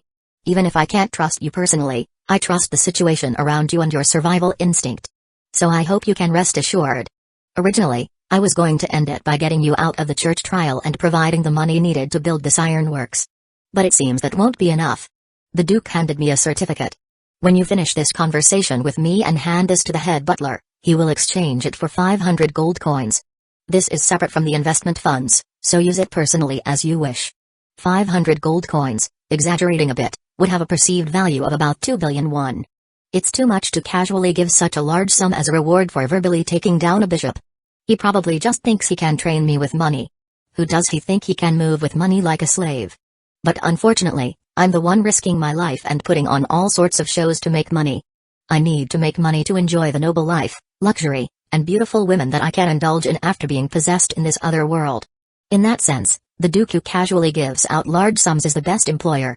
Damn, I might fall for him. Thank you. I have high expectations. If you succeed, I'll give you a great reward. And don't forget. What is it? The Duke gestured to me. As I approached, he whispered in a voice so low that no one else could hear. I think you're more valuable than Albert. What's so great about being born earlier? He is a good employer who gives a lot of money, but this gentleman is really scary. Even if I were to forcibly succeed the Medici baronetcy by retiring Albert, I know that I'd become a slave who'd have to stab my neck if the Duke, who's only a baron in title, told me to die. No, was the Duke trying to make me a slave for the eternal glory of his family? It's truly unbelievable. Chapter 10, Had I fallen asleep without realizing it? It's a complete rural backwater. If the blast furnace for melting iron ore and the reverberatory furnace for turning pig iron into steel were exposed, our business would be over. Strictly speaking, the Duke, who had taken the leading position, could maintain his advantage, but compared to when only the Duke was replicating steel, the profits would be drastically reduced. According to the law of supply and demand, If other families jumped in, there would be too much quantity, and steel would become dirt cheap. That's why I asked for a countryside where no one visited. The village was really small. How many people live in the village? 70 households, about 300 people in total. While the level of civilization and social structure fluctuate between medieval and early modern Europe, the population density and numbers are reminiscent of 19th-20th century Europe. Was it because the land quality is better in this other world than the earth I lived on? 300 people is neither too few nor too many. And there are 200 people, including the artisans who moved here to work in the ironworks and their families, living a bit apart from here. By 21st century Korean standards, one might wonder why they lived separately. However, in the common sense of the Tuscan Empire, this was natural. Artisans were firmly middle-class citizens, while serfs were on the level of butchers and slaves in Josian terms. It's a bit uncomfortable that people of the same kind build such walls between themselves, but I didn't particularly want to say anything about it. I was not a fighter for democracy, and I didn't want to get my neck cut off for advocating innate human rights or equality for all. Moreover, considering the variable of ironworks technology leakage, it might be better for those unrelated to the artisans to be separated. This is the ironworks. Since the factory wasn't operating yet, acrid black smoke wasn't rising from the chimney. However, upon entering, I saw people busily moving around, centered on the supervisor. Did you throw the concept in the trash? I told you to apply the clay thicker there. I'm sorry. Does saying sorry end your life as an artisan? Do you want to quit being an artisan and farm instead? It won't happen again. The way the artisans moved was reminiscent of a military barracks. The supervisor was like a drill sergeant, the skilled artisans below him were like corporals or sergeants, and the rest were like privates. The Tuscan Empire being a class-based society is one thing, but artisans have such strict discipline probably because their job involves using strength and handling fire. The supervisor grumbled while overseeing the work. Really, this isn't some ghost play. How can iron pour out of just a dirty big chimney and a furnace like a fireplace? It's common sense that steel is made by hammering crappy iron.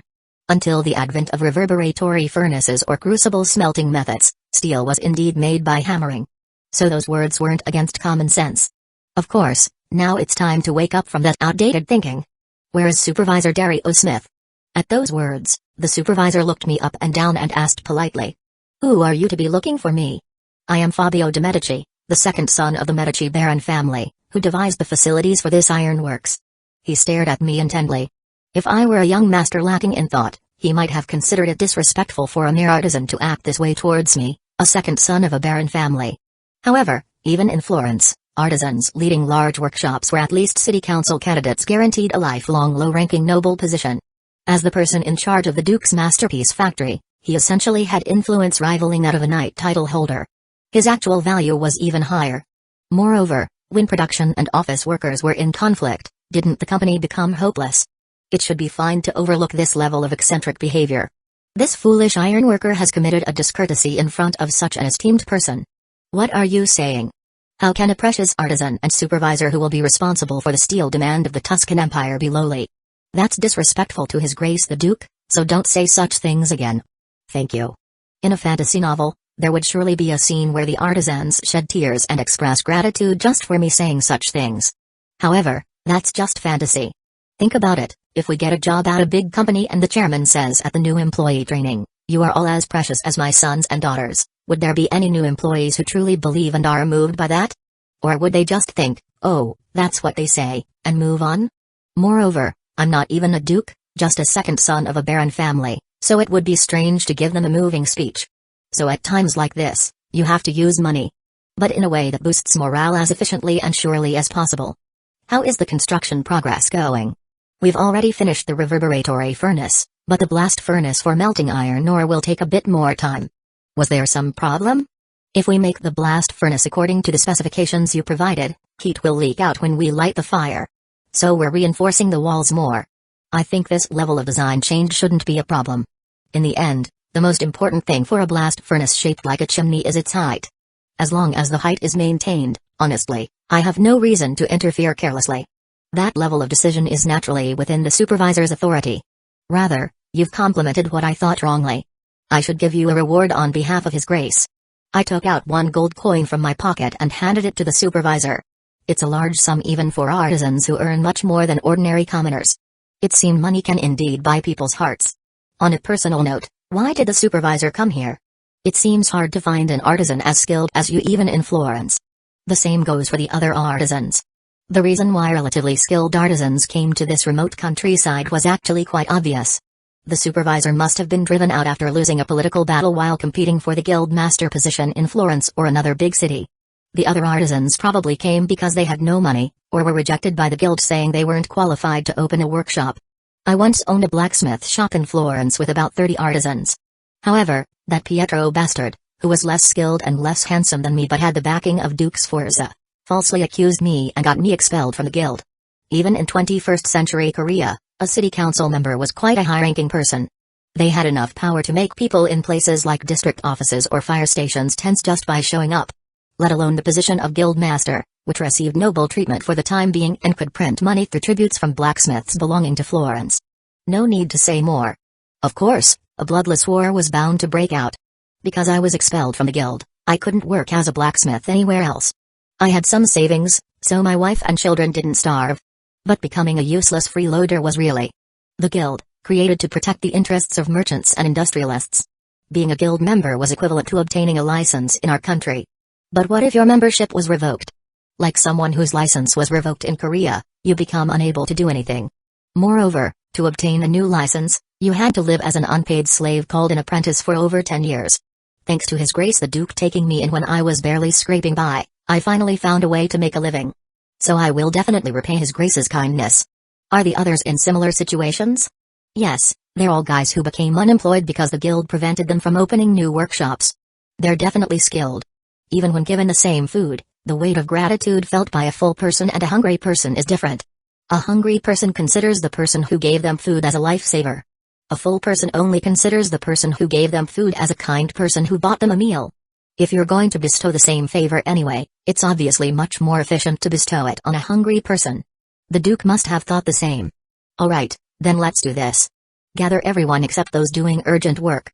The supervisor looked at me with a puzzled expression. Whatever past you all had is completely unimportant to His Grace the Duke. I strongly agree with His Grace's intention. So I will only ask one thing of you. As I held up one finger, everyone looked as if they couldn't believe it.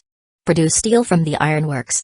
If you follow my design, you will undoubtedly obtain an amount of steel you couldn't even imagine. These were facts already proven by the history of 21st century Earth. It would definitely succeed. I've staked my life on this. I'm confident in your success. So as proof of that, I'll distribute gold coins differentially according to your rank. 5 gold coins for the supervisor, 3 gold coins for the foreman, and 1.5 for regular artisans. To make employees work hard, you just need to throw money at them. Because this world hasn't yet introduced the advanced civilization of work-life balance. I've staked my life. You too, stake your lives to repay His Grace the Duke's kindness. Then His Grace the Duke will bestow wealth and glory upon you. After that, the artisans began to work as if they were literally grinding their bodies away. Still, I wouldn't let them work to the point of death. If they did, we would lose the treasure that were skilled technicians. Chapter 11, would they succeed in replicating iron or fail? Everyone around me was tense, staring intently at the blast furnace. Please, it has to work, please.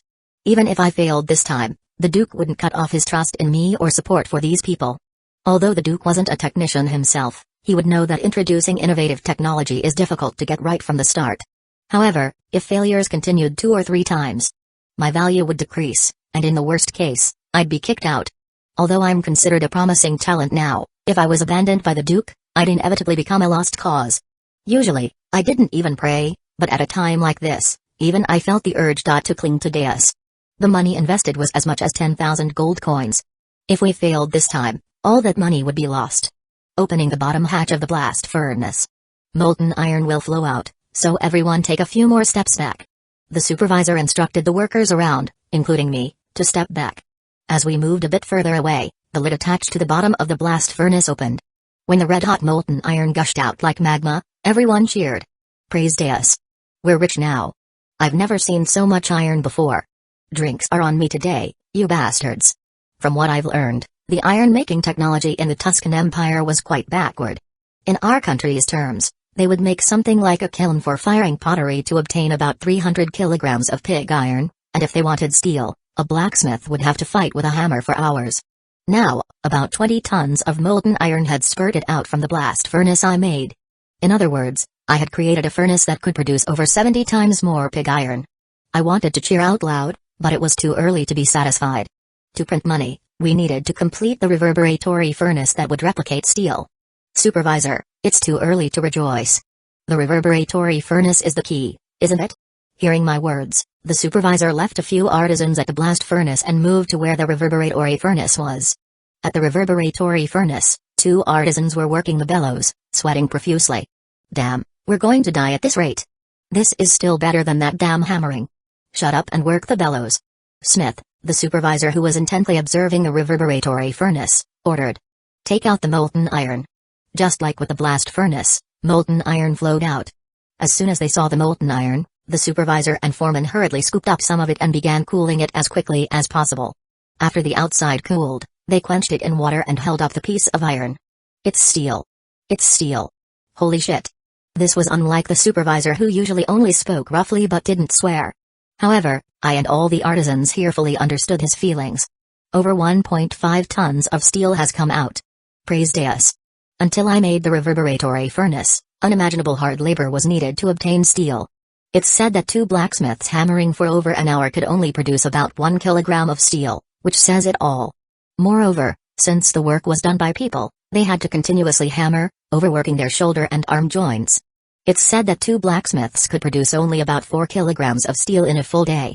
But now, just 2 people made over 1.5 tons of steel? Subtracting this and that and exaggerating a bit, it means steel production has become about 400 times more efficient. I was the person in charge here and a noble, so I had been maintaining my dignity until now. But what frozen dignity in the face of such a joyous occasion? Praise Deus. Let's become rich for once. When I, who belong to the higher ranks in terms of status, started jumping around like this, everyone's gaze turned towards me for a moment. They didn't say anything, but I could feel them asking. Young master, is it alright for you to rejoice in such an undignified manner like us? It's human nature to answer when asked. Do you think blue blood flows in me unlike you? I'm the same person, and I want to make a lot of money and live well too. As I joked, everyone started laughing heartily. Do you think nobles live differently from you? Nobles can't marry without money either. In 21st century Korea, they say people give up on marriage due to lack of money, but in the Tuscan Empire, the reasons for giving up on marriage are a bit different. You couldn't marry without a proper job that can support you for life.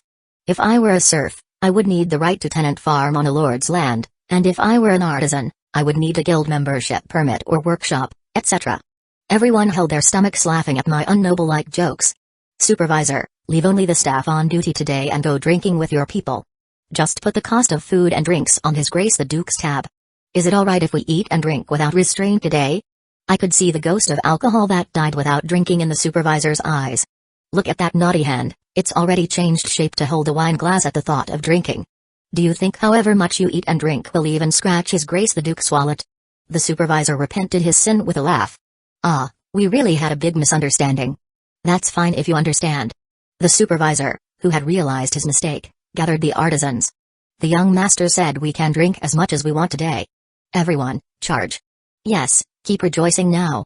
If you rejoice when the test succeeds, you'll be able to endure even when you're suffering from overwork after increasing the production scale much more later. Let's see, now it's just a test production, so it's only this much. Later, when the Duke seriously invests, even pulling in souls, will the number of employees increase about 10 times? We're short on manpower right away, so soon those serfs down there will become ironworks slaves too, right? They'll be dragged to the ironworks and start from the bottom, engaging in simple labor. It won't be a bad story for them either. Because manpower was urgently needed, even though their status would be apprentices, their wages would be better than when they were serfs, and their status would change from serfs to freemen. I hope only good things like this continue to happen. I sincerely think so. Of course, things in this world aren't that easy, but still. The steel made in the ironworks built by Fabio quickly flooded the Florence market. Come on, just 15 copper coins for 1 kilogram of steel. It's cheap, cheap.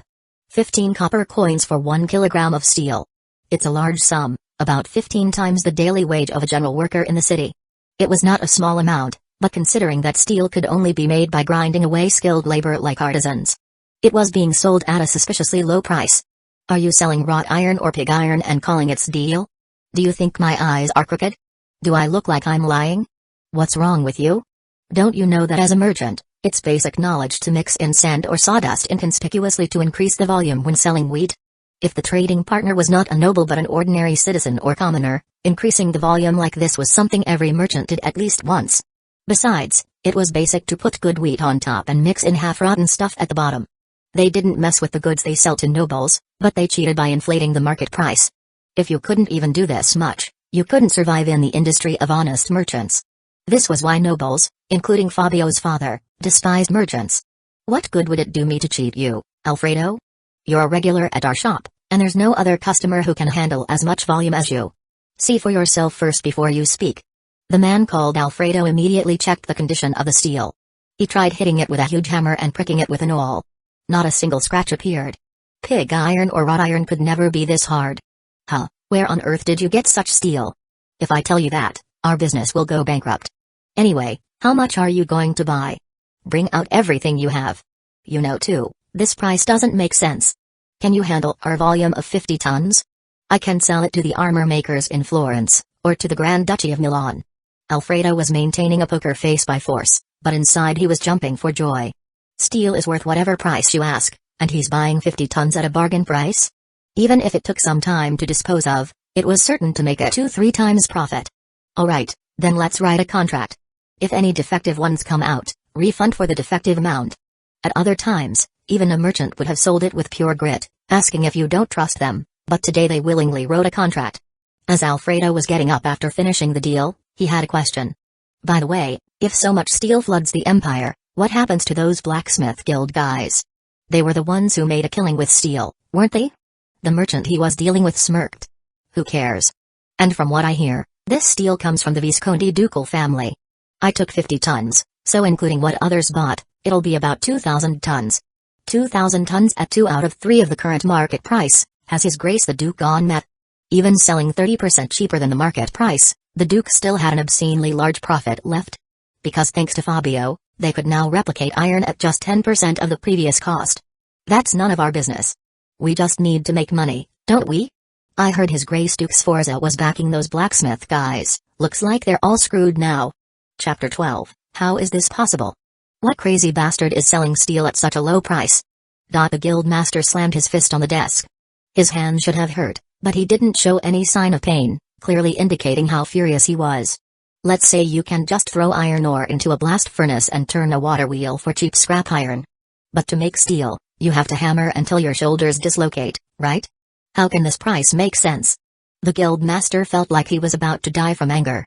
Until now, they had monopolized steel, controlling military supplies like weapons and armor, and monopolizing tools necessary for daily life, yet it was still hard to make a living. Now that the advantage of steel monopoly was broken, life would undoubtedly become even tougher. No, competitors would throw themselves at them, even eating their own flesh, to push out these innocent people. We're all going to die at this rate. We're all doomed. The custom of doing business without offending the high-ranking people was completely over. Vice Master, can't we submit a petition to His Grace Duke Sforza or even the imperial family? Asking for help because the guild's rights, built up over hundreds of years, have been infringed upon.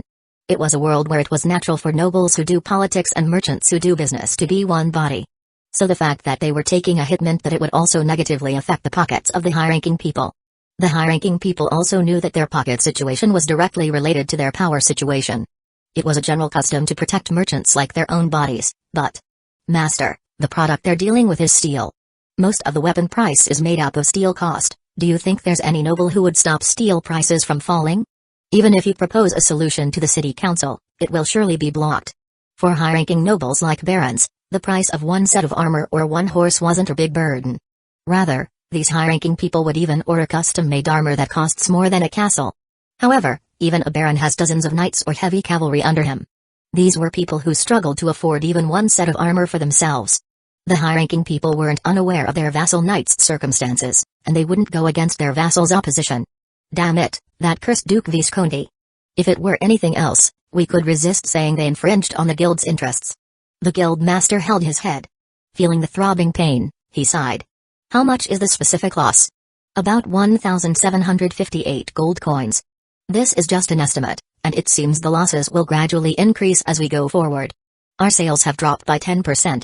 Oh God in heaven.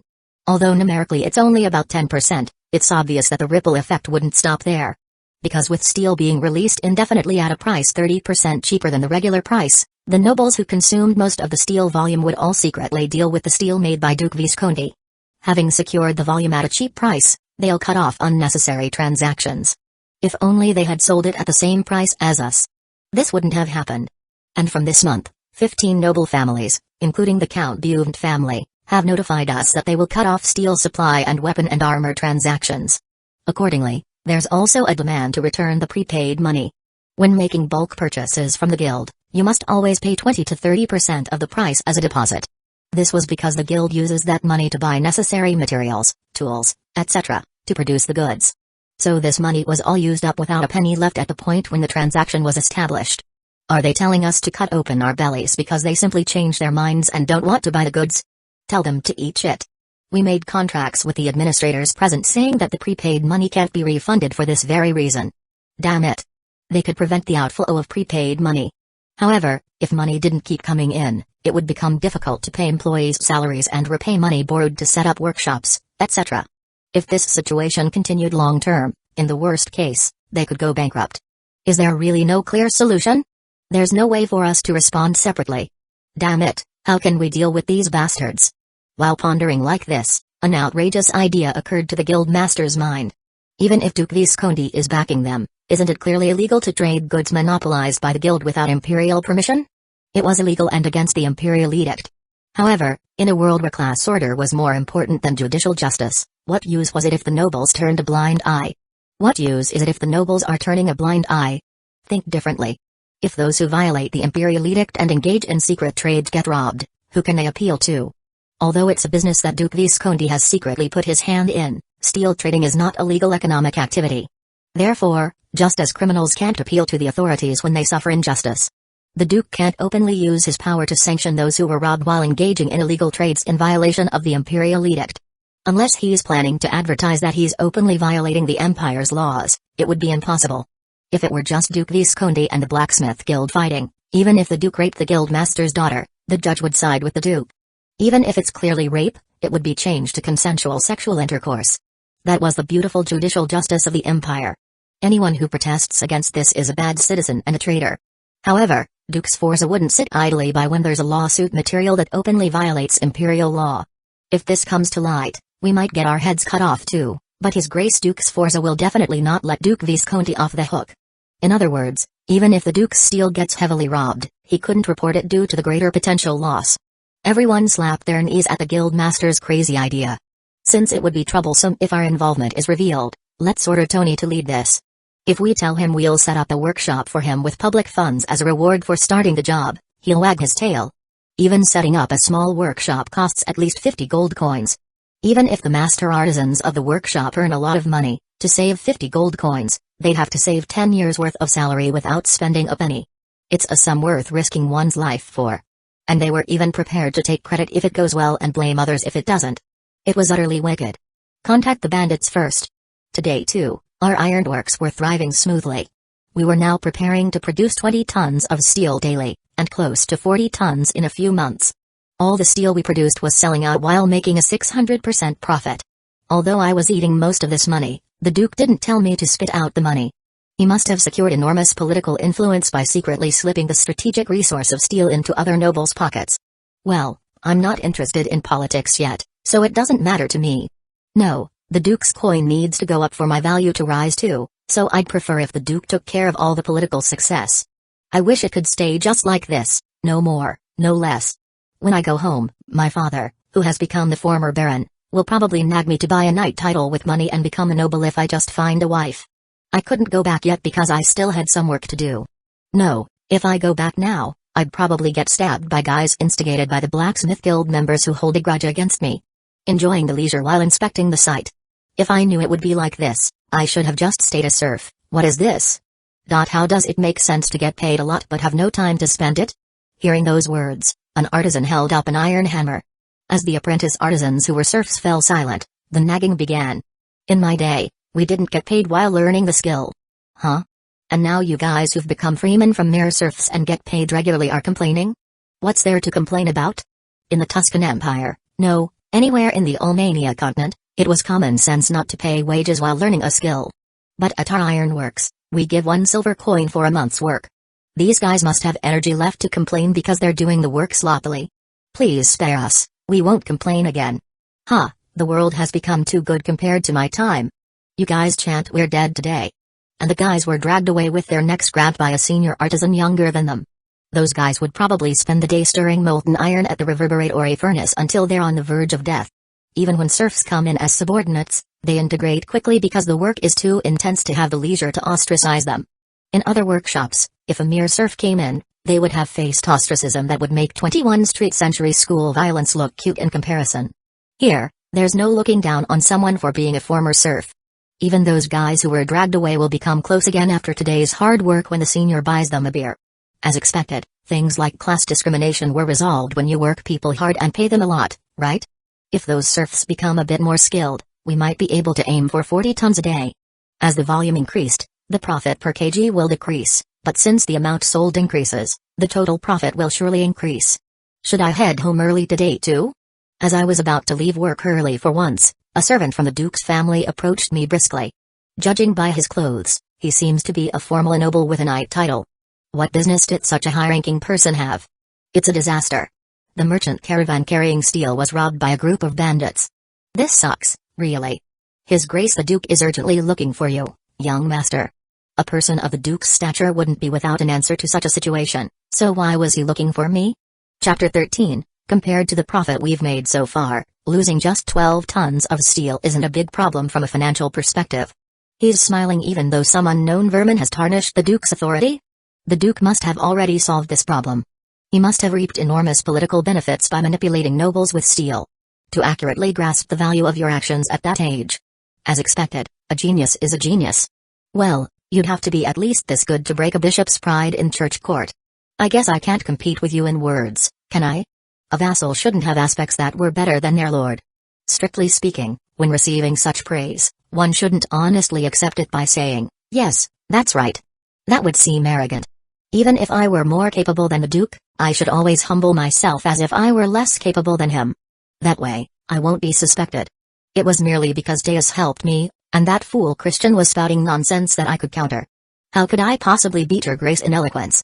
The Duke licked his lips after hearing my words. He was not a beautiful woman, so I wish he wouldn't do that. Let's end the small talk here. Head butler, bring it. The longer such language was, the more weight this document carries. However, what's important now wasn't that. The most crucial content was contained in this one line.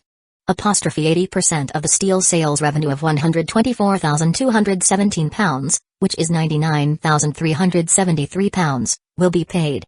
It's almost 10,000 gold coins. They say that when you run a business, or even if you just handle financial accounting in a company, you'd inevitably deal with amounts that make your eyes spin just by looking at them. I was dumbfounded that I was actually receiving this enormous sum of money. There were often cartoon characters who got nosebleeds when they made a fortune, and now I think I understand why. This was more obscene than sex. You're really rich now. In the future, you might be able to earn twice, no, 3 times this amount. Thank you, Your Grace. It's the reward for a fair contract between you and me. Is there any need to thank me? By the way, aren't you curious? About what? The Duke showed an evil smile. About how I dealt with those blacksmith guild fellows.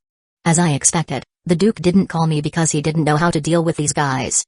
Unlike when he first met me, the Duke was grinding his teeth. So much so that I could hear the sound of his teeth grinding. It seems the blacksmith guild master spent quite a bit of money and hired a bandit group that included several knights. Otherwise, the escort guards wouldn't have been defeated so easily. Titled nobles like barons and viscounts necessarily come with territories. However, a knight's title was merely recognized as nobility, but being a knight didn't necessarily guarantee a livelihood. In fact, if you randomly gathered 100 knights, half of them would be unemployed. Romantically speaking, they're wandering knights, but in reality, they're closer to gambling addicts. Their life goal was to win tournaments, strip the opponent's armor, and even win the championship to get employed as a knight in some noble family. If life didn't work out for these guys, they take off their armor and join bandit groups as leaders or get specially recruited as executives. Isn't a bandit group with former knights essentially the same as mercenaries? In fact, among mercenary groups, there were countless ones who act as bandits during peacetime and transform into mercenaries when war breaks out. The romance of mercenaries? We didn't have such things in our Tuscan Empire. Well, just looking at the circumstances, it's obvious that those blacksmith fellows in Florence did it. I directly warned their superior, Duke Sforza. I told him if they act up again and get caught, we'll draw swords and fight. After that, as long as we properly attached escorts, the merchant caravans weren't robbed. It's half solved, I suppose. We've succeeded in fixing the barn after losing the cow, so it's exactly half solved. I'd like to stamp out those blacksmith guild bastards, but isn't it against the imperial edict to sell steel without going through the blacksmith guild in Florence or other regions? Someone of the Duke's stature wouldn't die for violating imperial law unless they've committed treason. Instead, they'll just have their political influence and an enormous amount of property confiscated. How great must the expected damage be for a duke who would stake his life for honor to be unable to directly kill an enemy he knows was right in front of him? That's right. So this is the best we can do. Certainly, the duke couldn't wield his sword against the blacksmith guild. However, if we change our perspective a bit, it seems like we could get some revenge. Even if we couldn't root out the entire guild, there might be a way to cut off the heads of the high-ranking people who instigated this. Your Grace, would you like to become closer with the imperial family? Of course, I need to get closer to the imperial family to suppress that Sforza bastard. The reason Visconti Duke couldn't destroy the blacksmith guild was that if he retaliated against the guild after violating imperial law, he would incur the emperor's wrath. And as a result of that wrath, enormous political and property damage would come. Now, let's change our perspective here. In the end, even if you violated imperial law, everything goes smoothly if you just please the emperor, doesn't it? In 21st century Korea, the rule of law was mostly observed in most cases, but in the medieval legal system, if a high-ranking person wants to kill someone, it ends with the judge pretending to follow the rule of law.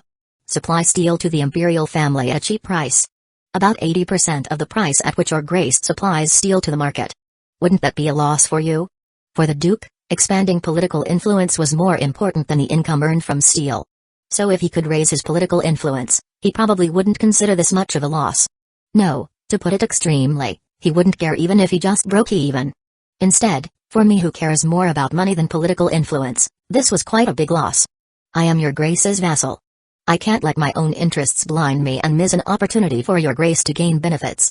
Shouldn't a person look at the bigger picture? I showed fervent loyalty towards the Duke, but he still didn't seem satisfied. True to someone who has handled people with carrots and sticks throughout his life. He was probably suspicious because he couldn't read the intention of me, who he's only known for a few months, willingly putting down the carrot. I don't feel wronged at all.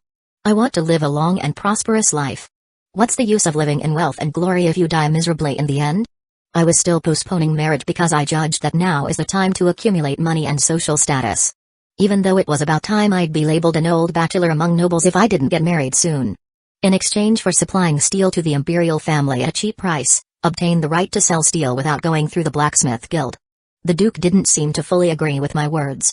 If I wield my sword against the blacksmith guild, other guilds might unite and refuse to supply goods to our faction. A noble trampling on a guild without justification? Then, as the Duke said, all guilds would unite and stop selling goods to that noble family. In other words, the entire market would come to a stop. If that happens, the family would be ruined. If we get the Emperor's permission, no one will be able to say anything no matter how your Grace tramples the blacksmith guild. Because they're the ones who dared to rob a merchant group under the protection of the ducal family. Since we have the justification, they can't even unite among themselves. If we get permission, the Florence Blacksmith Guild will surely fall into your Grace's hands.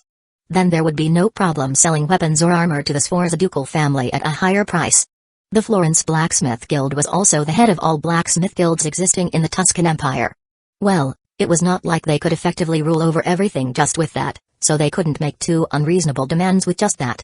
But if we use the resource of legalized steel to shake things up, we could raise the price of armor sold to those Sforza bastards by about 1.2 times. Given the enormous number and quantity they purchase, they'd go quite crazy if we do that to them. I might lose a bit of profit, but wouldn't your Grace make up for the rest? The Duke finally smiled. A smile full of wickedness. Let's do that right away.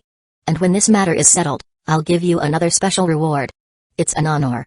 I believe you'll be able to handle taking over the blacksmith guild that we've already killed off. Chapter 14, and among the artisans, I call those who barely had their names on the guild membership list. Conventionally, if you're going to take over a guild, it would be right to co-opt the influential members of the guild first. There was a reason for making this seemingly unreasonable move. Thank you all for gathering despite your busy schedules.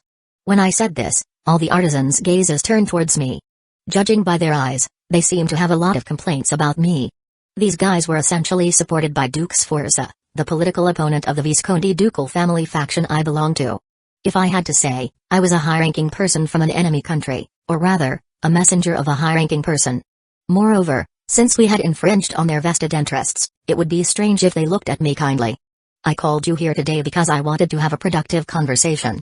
There was no way the artisans here would believe these words. Who would believe when a messenger from an opposing force says they want to talk? I didn't come here to talk in the first place. I came to have a conversation in the form of threatening with a sword in my right hand. Who's the representative here? In response to my question, a man with a bushy beard answered. I run the biggest workshop here. I've been a master craftsman for about 18 years. What's your name? It's Jackery. Good, Jackery. From now on, you'll represent everyone here.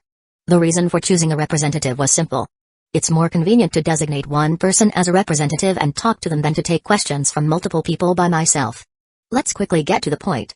As of yesterday, His Majesty Emperor Daniele da Toscana of the Great Tuscan Empire has bestowed upon His Grace Duke Visconti the right to trade steel.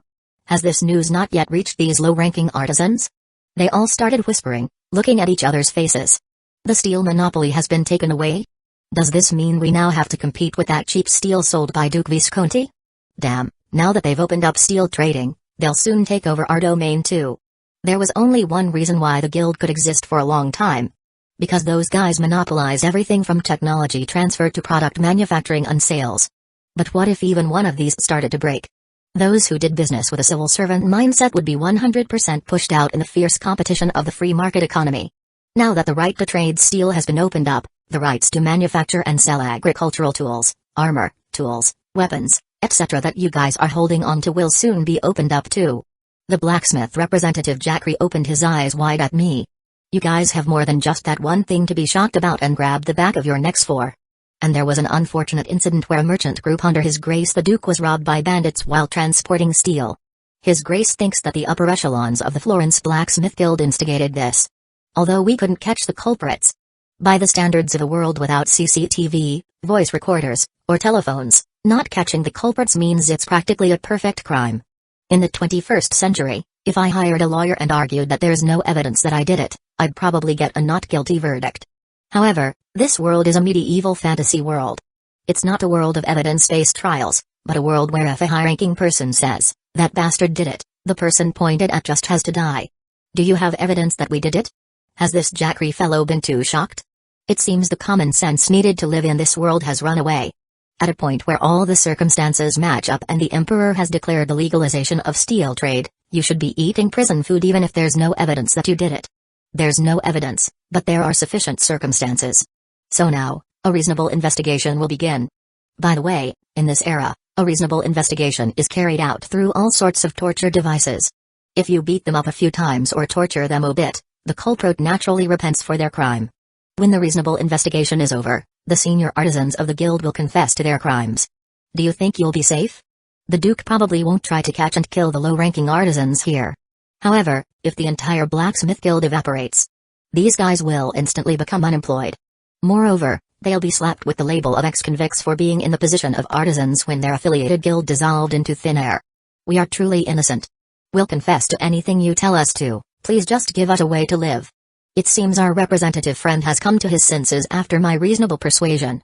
Become dogs of the Visconti family. Does that mean we can live? At those words, I shook my head.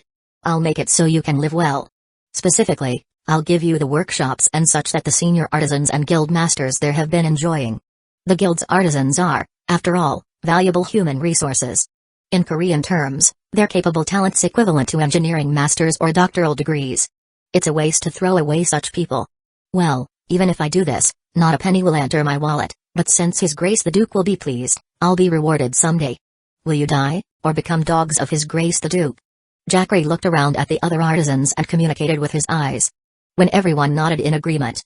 We will become dogs of His Grace the Duke. Good, don't forget that spirit. The moment you betray His Grace, you'll die. And then I handed each of them 2 documents. One was a document stating that the guildmaster had instigated bandits to rob the Duke, and the other was a document saying that the previously written document was actually deliberately written for their own benefit. The latter will never see the light of day, but by writing this, they'll think that the Duke holds their right of life and death. So if the Duke tells them to die, They'll really pretend to die. What are you all doing? Hurry up and report to the barracks. In the Tuscan Empire, soldiers look after public security and protect the country. So police work is carried out by soldiers assigned to security-related positions. And when I reported the end of today's work to the Duke's subordinate, out of the blue, I received an order to dress in formal attire and come to work the day after tomorrow. Is the Emperor going to throw some scraps at me? Right now, I was very perplexed. It wasn't that I was in a bad situation, but I was experiencing something I hadn't expected. Fabio de' Medici, second son of the Medici Baron family, walked to the front of the platform. I was in an absurd situation right now. When they told me to come in formal attire, I thought they would at least read out a document with an imperial edict praising me for doing well. But when I actually went, there was a thorny seat prepared where barons, viscounts, and even counts here and there were sitting. So when I entered, they told me to come up to the platform now. It was very burdensome, but it would be disrespectful not to properly attend the place the Duke had set up. It meant I would have no excuse even if my head rolled. And then servants dressed in splendid clothes started to ascend the platform. But those guys are carrying swords along with the imperial edict. Why are the swords so ornate? The Honorable and Brave His Grace Duke Giovanni de Visconti is ascending the platform. Everyone please stand up. As soon as I heard those words, my head started to work normally for a moment. They're holding an appointment ceremony to make me a real noble now. However, the appointment ceremony for a mere knight title is sometimes finished with a hastily scribbled document if urgent, and usually, it's conducted in bundles for multiple people. As soon as the Duke ascended the platform, he started the ceremonial oath, and I became a machine answering yes to it. After finishing the mechanical actions, the Duke drew his sword and placed it on my shoulder. I, Giovanni de Visconti, solemnly swear before all the nobles gathered here and before God. As long as Fabio de' Medici serves with loyalty, I will never abandon him, and as a reward for that loyalty, I bestow upon him the village of Bio. When you randomly gather 100 knights, a knight who owns a village is in the top 5%. In other words, I had suddenly skyrocketed in terms of social status. Being the second son of a baron family is something, but directly receiving a territory is a completely separate matter.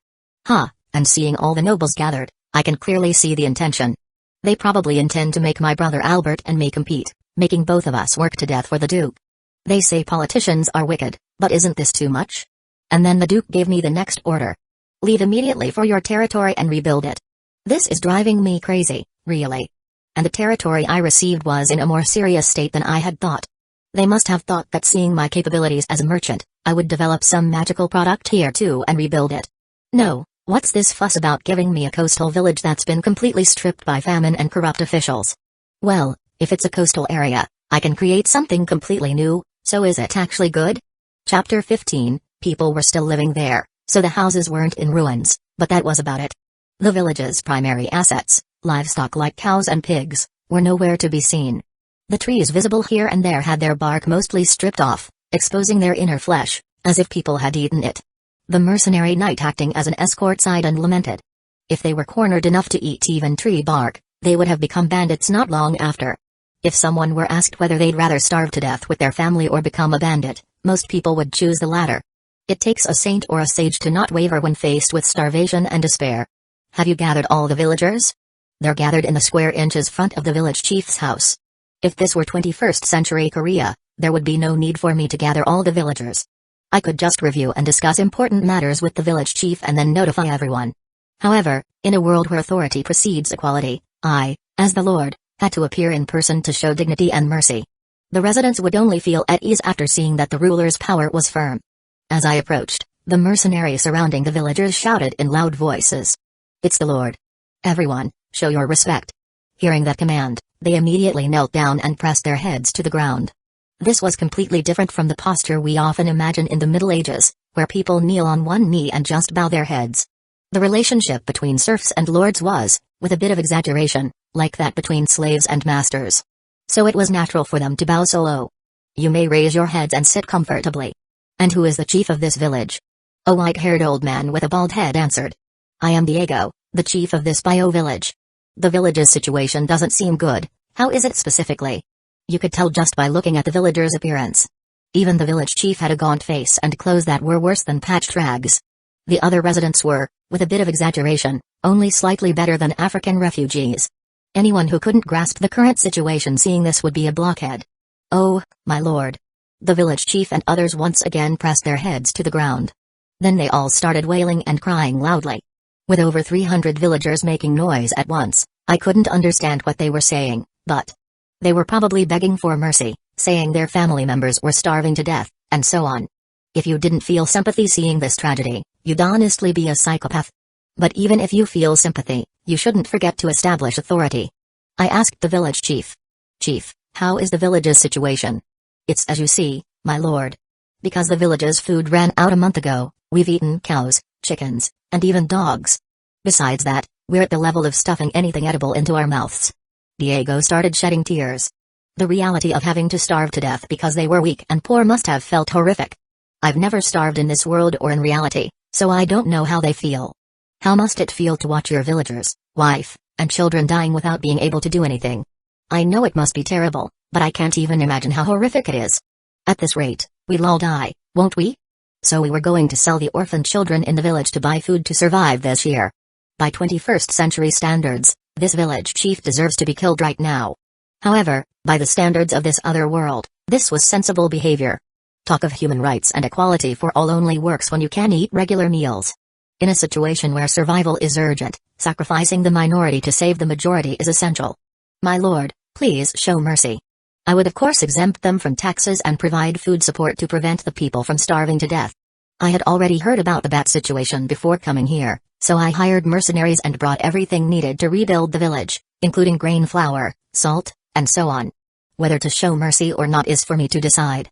However, if you show mercy recklessly, you'll be taken advantage of in some form. 21st century Korean community center officials face unimaginable trouble every day from those receiving the country's welfare benefits as basic living recipients. The reason is that they think it's right for the country to provide for them because they're poor. It's true that it's the duty of the Korean government to take care of poor people, but why does the right to receive care become a position of authority? In this other world where the class system exists, it might not go that far, but the village chief would probably try to do silly things like constantly asking for tax reductions when paying taxes. Because it worked once. To prevent that, you need to pretend to receive something. What does this village produce? Our village is by the seaside, so all we do is catch a few fish by fishing, gather shellfish, and farm. There's nothing else. I'll decide what's useful or not. Tell me everything, even if it's just worthless weeds. The perspective of people in this other world and mine is fundamentally different. So what seems useless to them might be a treasure to me. There's a weed on the back mountain that makes your stomach a bit sour if you eat it when you're really hungry. And there's a seaweed that grows on the rocks by the shore. Seaweed, could that be seaweed? Seaweed soup is really good for pregnant women. Moreover, since people in the Tuscan Empire don't eat it at all, I could sell it expensive to nobles as a good tonic for pregnant women. The seaweed is slippery so the texture isn't great, and it's a bit salty, but it's edible. 100% that's seaweed. Others might not recognize its value, but to my eyes, it looks like brown gold.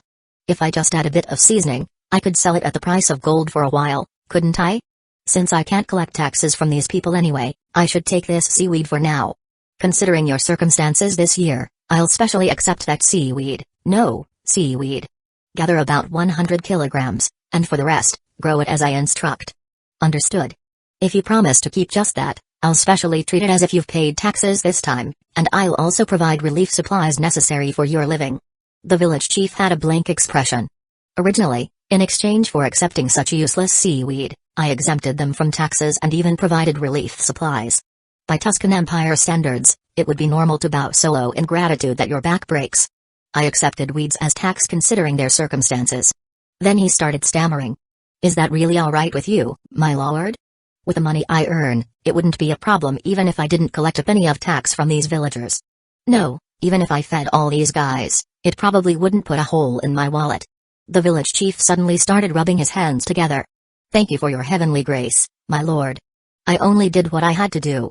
The people pay taxes to the Lord, and in return, the Lord protects the people's safety. Anyone who doesn't even do this basic thing doesn't deserve to be a lord. Out of gratitude for your grace, my lord, I'd like to offer my daughter as a maid. What do you think? A lord has the power of life and death over serfs. However, serfs are also humans and seek their own well-being and petty power. Here, this village chief Dario must have thought like this. If he could get his daughter to become my maid and receive my favor, his treatment would improve. Moreover, since I'm a passionate 20-year-old, he probably calculated that there's a high chance I'd make a mistake. The village chief showed me his daughter. She's pretty enough to confidently recommend. If she's just cleaned up and fed well, she'd definitely become pretty enough to top a university class. She's certainly pretty, but do you really want to die for trying to pull this trick on me? I had pure intentions. Most male nobles, especially young masters my age, would find it hard to refuse a maid of that level of beauty. Honestly, it's not easy for me to suppress my boiling desires alone either. And he probably intended to entrust some territory management to me by becoming something like an in-law. Rather than being swayed by sexual desire, it's this guy's intention. His attitude of trying to play king using the Lord's authority is disgusting. I should clearly set an example on this occasion. Having decided, I pointed the sword at my waist to the village chief's neck. I asked if you thought I wouldn't know your trick. Did you think I wouldn't know your intention of trying to offer your daughter to me to keep holding onto that petty power? Even a construction site foreman gets cocky. Let alone a village chief of over 300 people has quite a bit of power. From now on, you'll only be able to exercise that power if I allow it. Although I put a sword to his neck, I don't have even a speck of intention to behead him. I don't particularly want to kill someone just for this much, and imagine if a newly arrived lord killed the village's biggest elder on the first day. How turbulent would public sentiment become? So it's most appropriate to just draw the sword to show dignity. The village chief's crotch became wet. Chief, no, I'll say this only once to all of you. Don't think about challenging my authority. I'm going to plant and spread technology in this village that will make money just by knowing about it. For that, the most important thing is securing confidentiality. And the confidentiality of this era comes from fear of the ruler. If you respect my authority and remain loyal, I will freely provide relief supplies without any cost when needed, just like now. Furthermore, I'll make sure all of you eat your fill. I am not a philanthropist. I have no intention of saving all the serfs in the Tuscan Empire from food shortages. However, I won't let anyone under my command go hungry. On the contrary, if you ignore my authority, unpleasant things will happen. Separate from horizontal communication, top-down command is essential in any organization. If this isn't maintained, it will surely fail. Also, now that I think about it, seaweed is really as precious as brown gold to me. But to the people here, it's just a mere seaweed. If I provide relief supplies after receiving such a thing, they'll think it's suspicious. Since it's come to this, let's take in the orphans who have nowhere to go in exchange for saving them. Anyway, they're my subordinates too, and it's right to protect them as far as my hand can reach. Since the village chief seems uncomfortable with receiving just seaweed, I'll also take the orphans of this village. Since I've taken them in with my own hands, I should teach them well and help them get jobs in suitable places, or have them work under me. While looking around at the orphans, there was a girl who particularly caught my eye. Black hair and eyes, snow-white skin, plump lips, and a small face. Especially her skin, it was white as if she had naturally applied makeup. For a moment, I almost blurted out nonsense. This is really a walking idol. Moreover, her chest was considerably large, so she had a good figure too. To become a courtesan, you need status, but with looks like that, if she just had minimal education, she could easily become a courtesan regardless of status. She was beautiful enough to catch attention wherever she went. I suddenly understood why the villagers tried to sell the orphans to overcome the famine. With beauty like this, even slave traders would pay a hefty sum. What's your name? It's Chloe, my lord. Since transmigrating to this other world, I hadn't even held a woman's hand. So it should be okay for me to have one beauty as a maid around me, just like other nobles. From now on, you're my personal maid. Stay by my side 24 hours a day. Chapter 16, especially in the Ulmania continent, where medicine and nutrition were not developed. With a bit of exaggeration, one could say that out of 10 childbirths, one would result in death. Whether noble, merchant, or serf, everyone must be sensitive to childbirth, right? Even if one safely overcame the life-threatening childbirth, the mother's body was prone to becoming drastically weakened. Whether noble or poor, seeing a weakened mother would be a cause for concern. At times like these, seaweed soup was effective for postpartum care. It will surely be well received. Why else would some extreme postpartum care centers serve seaweed soup 3 meals a day? Sitting in a chair near the hearth, he watched the bubbling soup. The unique savory and salty smell of seaweed. If you mix it with rice made from rice grains, it's a complete meal. It's a pity there's no kimchi, but just thinking about it makes my mouth water. My lord, no, young master. Let me do the cooking. You should rest. Originally, a noble young master, or rather a highborn person who is the lord of a village, doesn't cook. Well, even if they do, it's just some eccentrics who go hunting, butcher the caught animal, and grill it over direct fire. No, Chloe. In our entire continent, I'm the only one who can cook seaweed as a dish. It's been about 20 minutes since I started boiling it. Should I take it out and try it? Bring 2 bowls and 2 spoons from over there. Aren't you the only one eating, young master? Usually, high-ranking people eat delicious things alone as a matter of course. But rice is best eaten with someone else. Especially if that someone is a beauty. So, in informal settings, I try to let Chloe eat delicious things with me under the pretense of cherishing her. Of course, I'll treat her as comfortably as possible in other ways too. As a result, Chloe had started to speak to me in a slightly more comfortable tone than before. If I always live thinking about making money and developing products, my head will explode. Let's eat together. As I ladled the seaweed soup into the bowl, its unique sea smell rose up. To me it was a fragrant smell, but Chloe had a slightly wary expression. Born as a serf, she probably couldn't afford to be picky about food.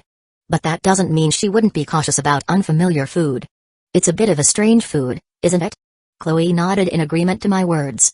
It looks strange with lots of thin green cloth-like pieces floating. It's like. She couldn't say it because it was food I made, but I could guess what she was trying to say. It probably looked like something only heathens would eat. Seaweed soup is something that only Koreans and Japanese find delicious, while other foreigners find it so strange-looking that they're shocked just by seeing it. People who don't know might disparage it as soup with green plastic pieces floating in it. If I don't package this with appropriate words, I can clearly see what kind of treatment I'll receive. Other nobles would surely call me a monster selling strange ingredients. Of course, anticipating such remarks, I had prepared sufficient countermeasures. Actually, I heard that the seaweed is used as a very special medicinal ingredient in the East. This weed-like thing from the sea? Chloe tilted her head. When I was young, I saw in my father's study that there's an edible seaweed between rocks by the seaside. In a country called Joseon, they use this as a tonic for mothers who have given birth. In the Albania continent, many people held curiosity and mysticism about the unknown world, the East. So they say that somewhere in the East, there's a person called Prester John who rules a kingdom that believes in deities. Stories like a fantasy city where the entire palace and royal castle are made of gold are believed to be true. As a result, it's said that there's no noble who hasn't been scammed regarding medicinal ingredients, artworks, or jewels said to be from the East. Chloe also lowered her guard at the mention of a tonic eaten in the East. I was hesitant because it looked like a strange weed, but to think it was medicine. That's surprising. Taking a spoonful, it tasted just like the seaweed soup I knew. It might have been better if I had added some dried fish. It tastes good and savory. Chloe, you try it too. She hesitated, her spoon not readily going to the unfamiliar food, but she took a spoonful and put it in her mouth. At first, she squinted her eyes as if expecting a strange taste. It's savory and delicious? 1 spoon, 2 spoons. She started eating continuously, as cute as a squirrel eating acorns.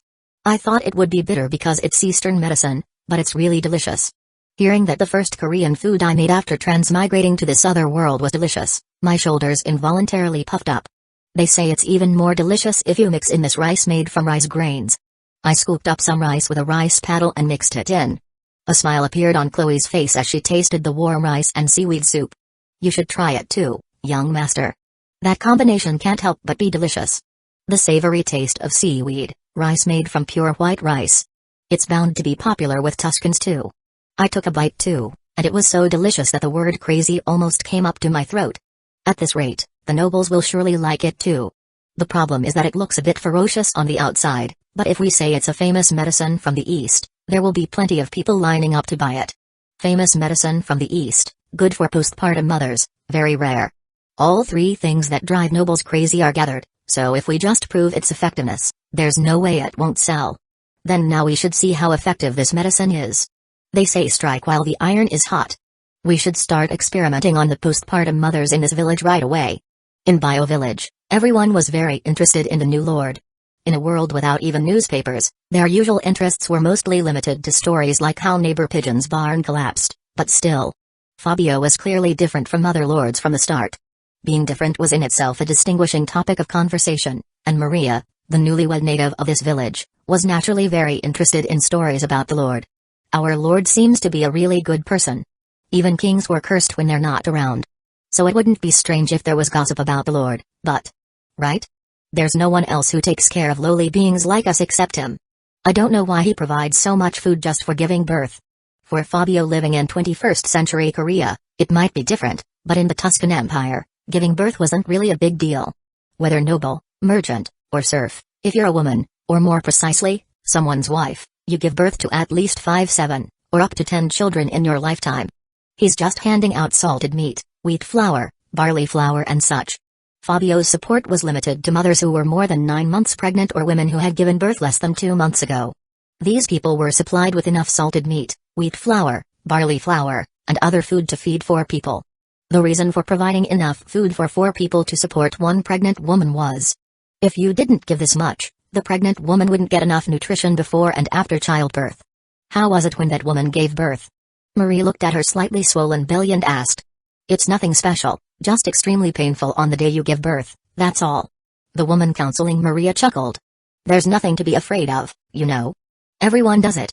And these days, is it because the young master has the midwife and does all scrub thoroughly with lye water when giving birth, no one even dies anymore? I haven't heard of anyone dying while giving birth recently. Without exaggeration, stories of women dying while giving birth were very common in this village. Because 1 out of every 10 births would definitely result in death. So in the small church in the village, a funeral for a mother who died while giving birth was held about once every 2 weeks.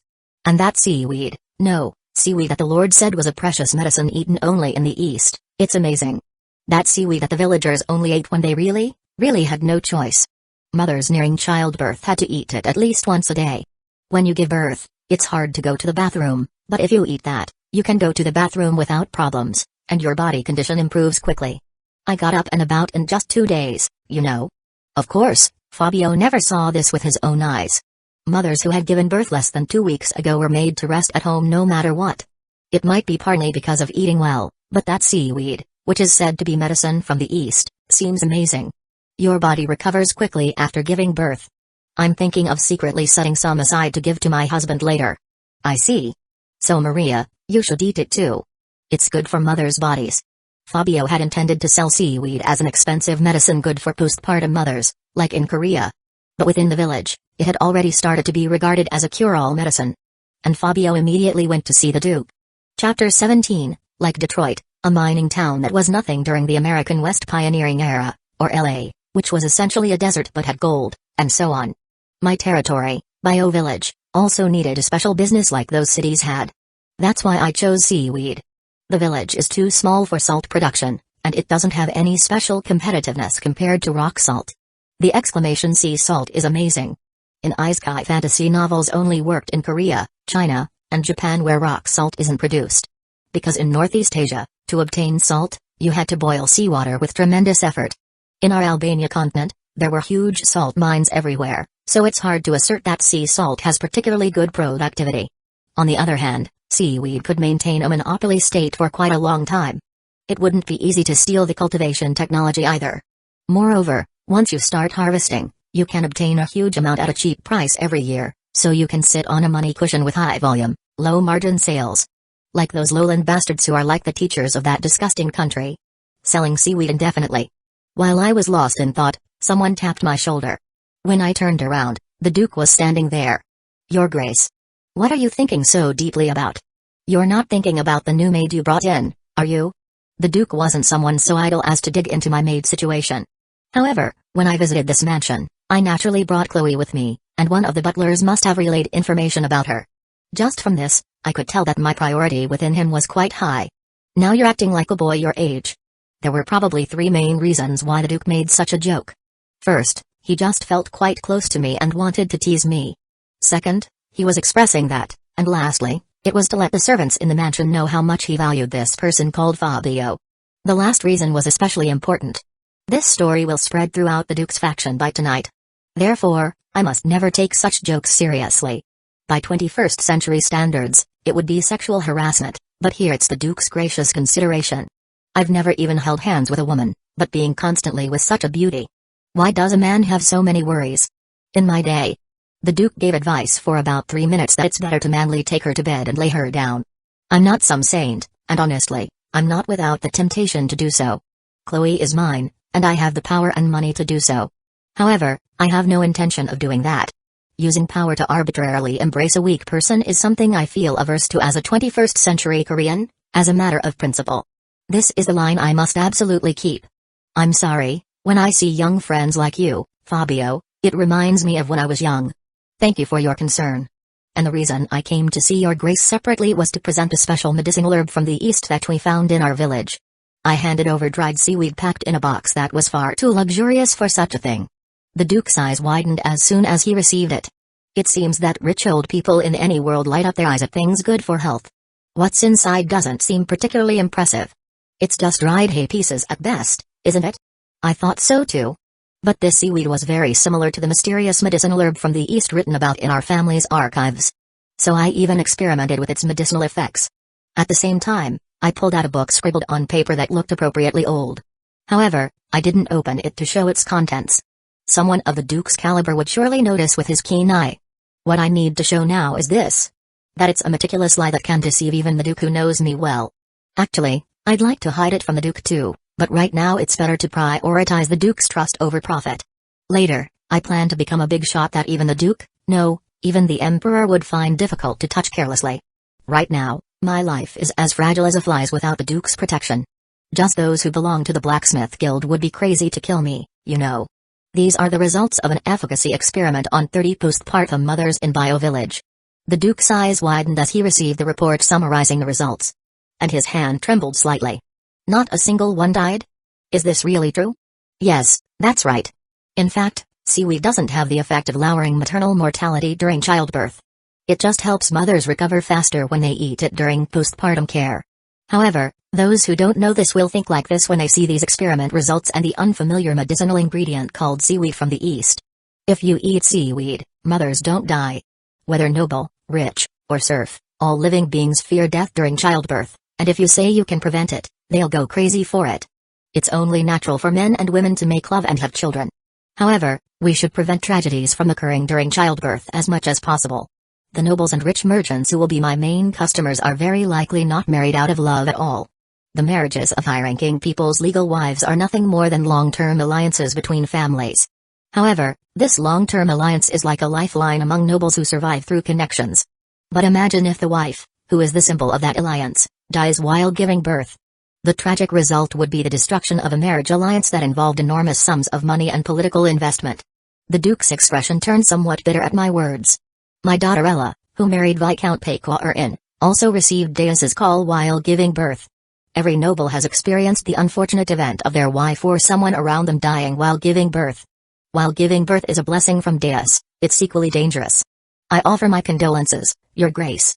Ella's death was when you were just learning to toddle. Don't worry about it too much. The Duke is a man over 60, so his daughter would be in her 40s if she were alive now.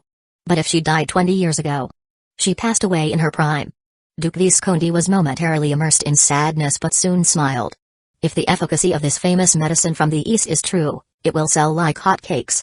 The fear of a wife dying while giving birth is in some ways more terrifying than an epidemic. If it can prevent that, what does money matter? If there's a guarantee that it can be prevented, nobles would spend a fortune to hospitalize their wives. Because if their wife dies, they could lose the strongest marriage alliance protecting their family. No. Who would call a man who can't even invest that much in his wife a real man? The nobles of our continent were a bit peculiar. They're in a relationship with their legal wife through a political marriage with no love or anything. But when they appear in social circles with their legal wife, they all pretend to cherish her immensely. Because it looks more stylish that way. The postpartum care center I'm planning to create will probably run in a similar vein. I'll buy this medicinal herb from the East too. How much is it? 1 gold coin for 5 servings.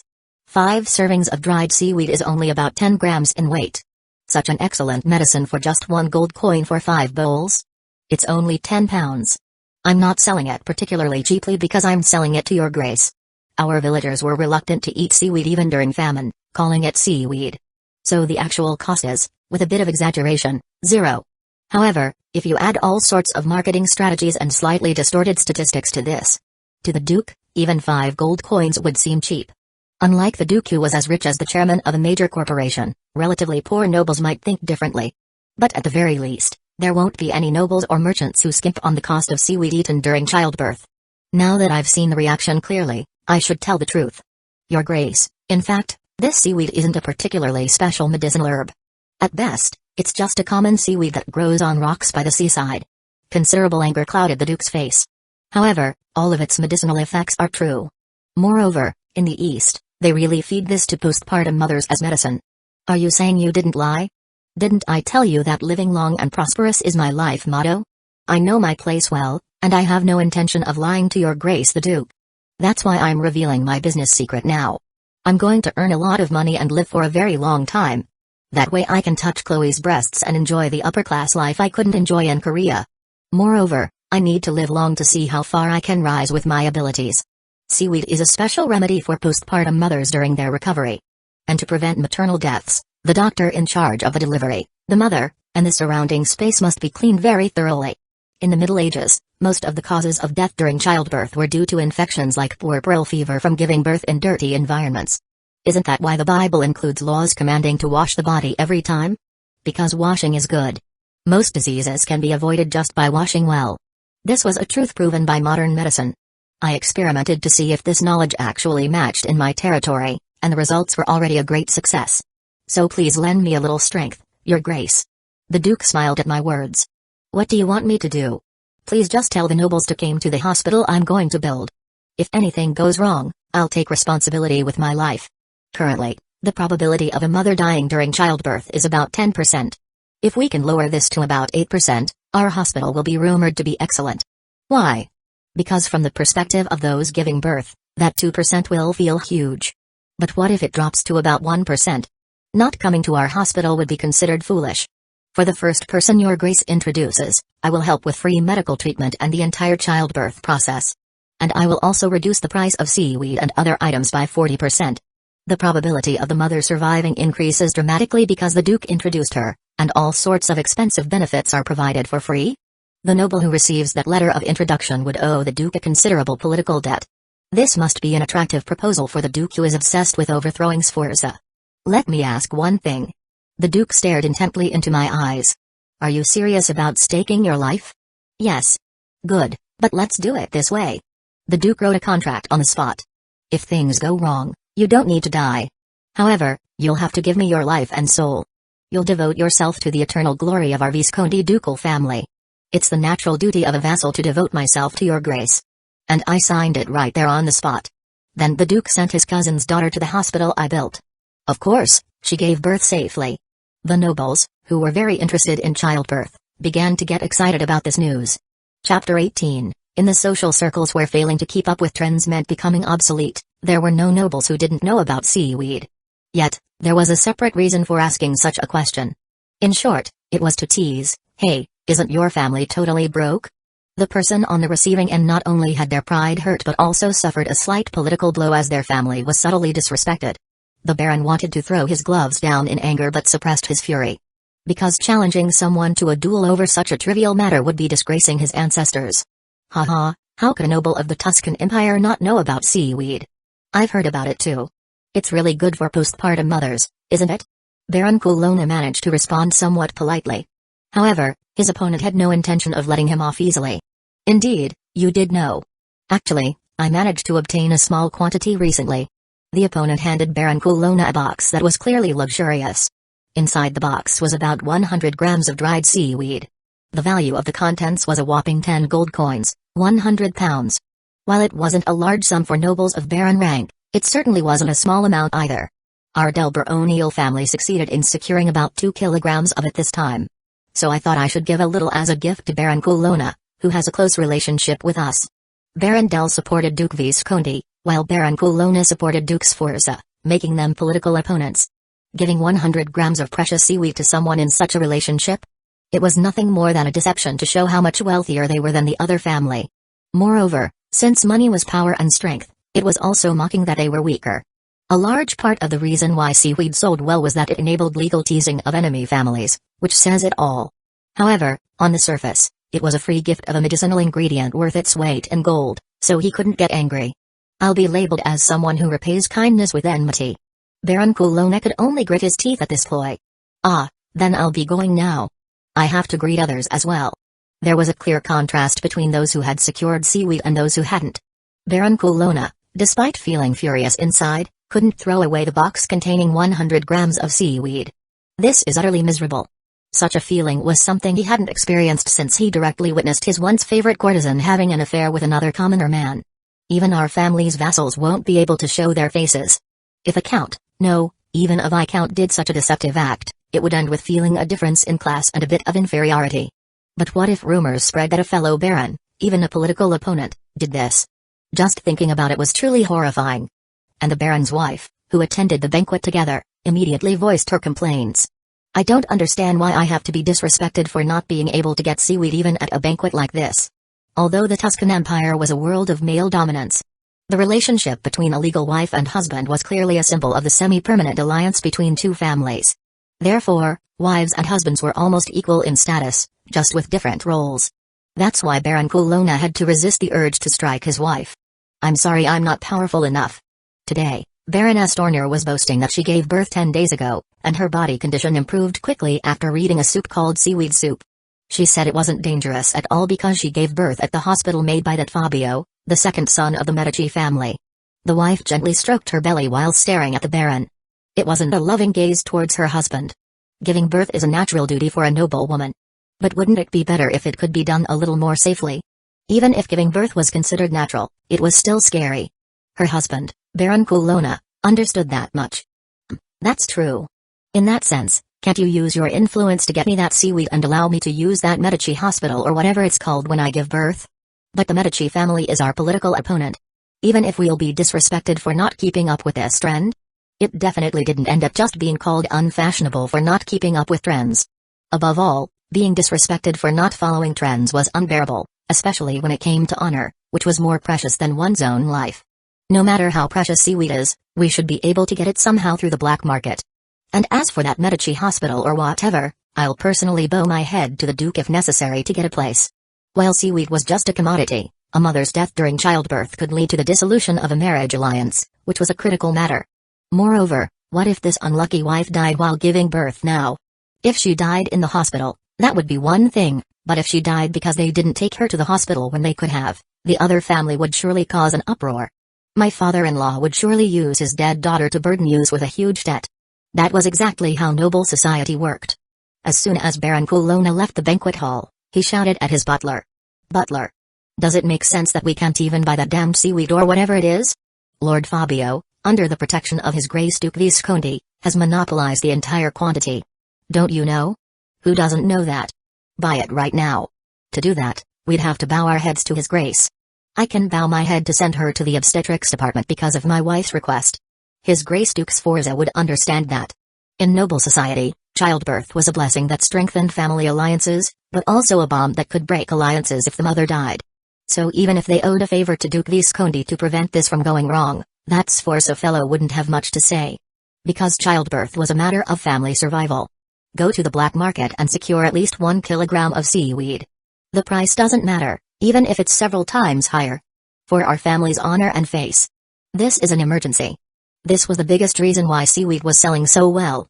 It was good for the mother's health, trendy, but if you couldn't get your hands on it, you'd be treated like a fool in noble society. Yes, I understand. After securing the quantity, prepare for a banquet. I must get revenge on that Del bastard who hurt my pride. And on this day, Baron Kulona bought 1 kilogram of seaweed for 3 times the market price. He also barely managed to secure a hospital room for his wife, who would give birth in 5 months, by asking Duke Visconti for a favor. The Duke was gaining political influence, while Fabio was even collecting income from seaweed sold on the black market. They were taking care of everything meticulously. As expected, in the Middle Ages, touching the noble's vanity is the best. The cake I first made, seaweed, and the postpartum care center. All 3 were new things that stimulated the noble's vanity. Thanks to this, nobles were buying cakes in packaging boxes with the Medici seal at more than 4 times the price of other cakes. They considered it an essential item that shouldn't be missing from banquets. Seaweed and the postpartum care center had become things that nobles had to secure even if they had to go into debt. I wonder how much money is coming in from seaweed and the postpartum care center. I had Sebastian hire suitable people to handle it, so it should be about time for the settlement report to come up. Speaking of the devil, Sebastian's voice was heard from outside the door. Young master, may I come in?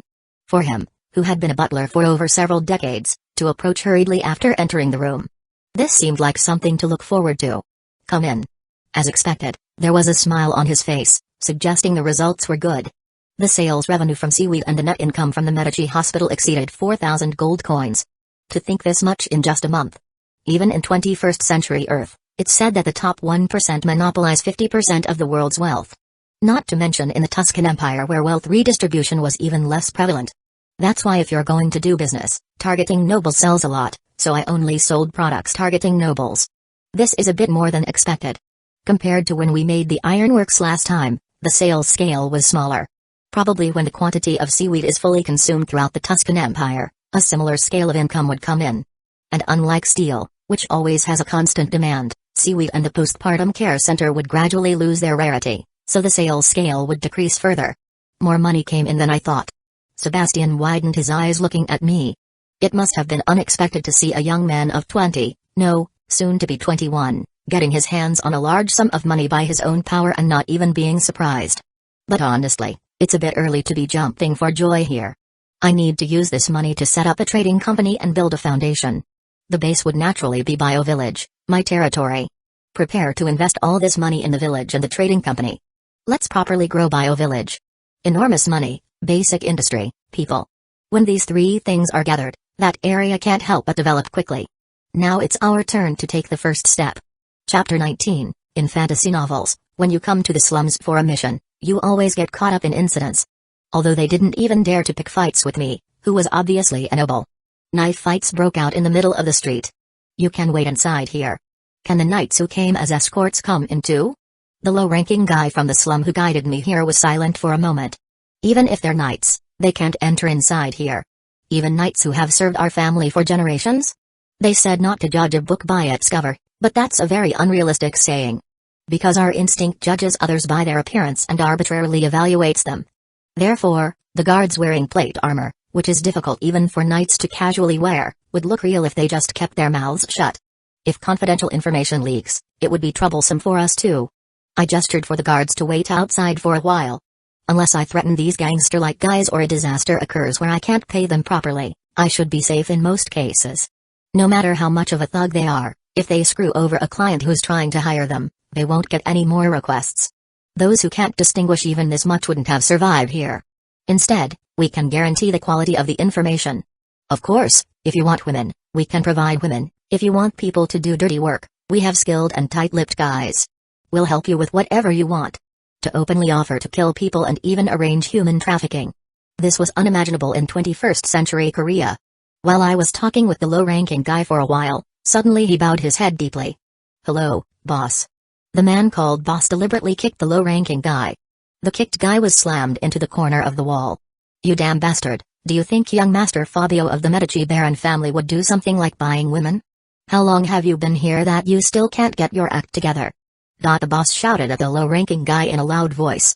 While scolding, his hand naturally went up and down. "It's exactly the same as the gangsters I knew. Consider yourself lucky today, you bastard." With those words, the low-ranking guy ran away like a mouse with its tail cut off. Everything from the scene of the boss shouting to the reaction of the scolded low-ranking guy was too natural. They staged this.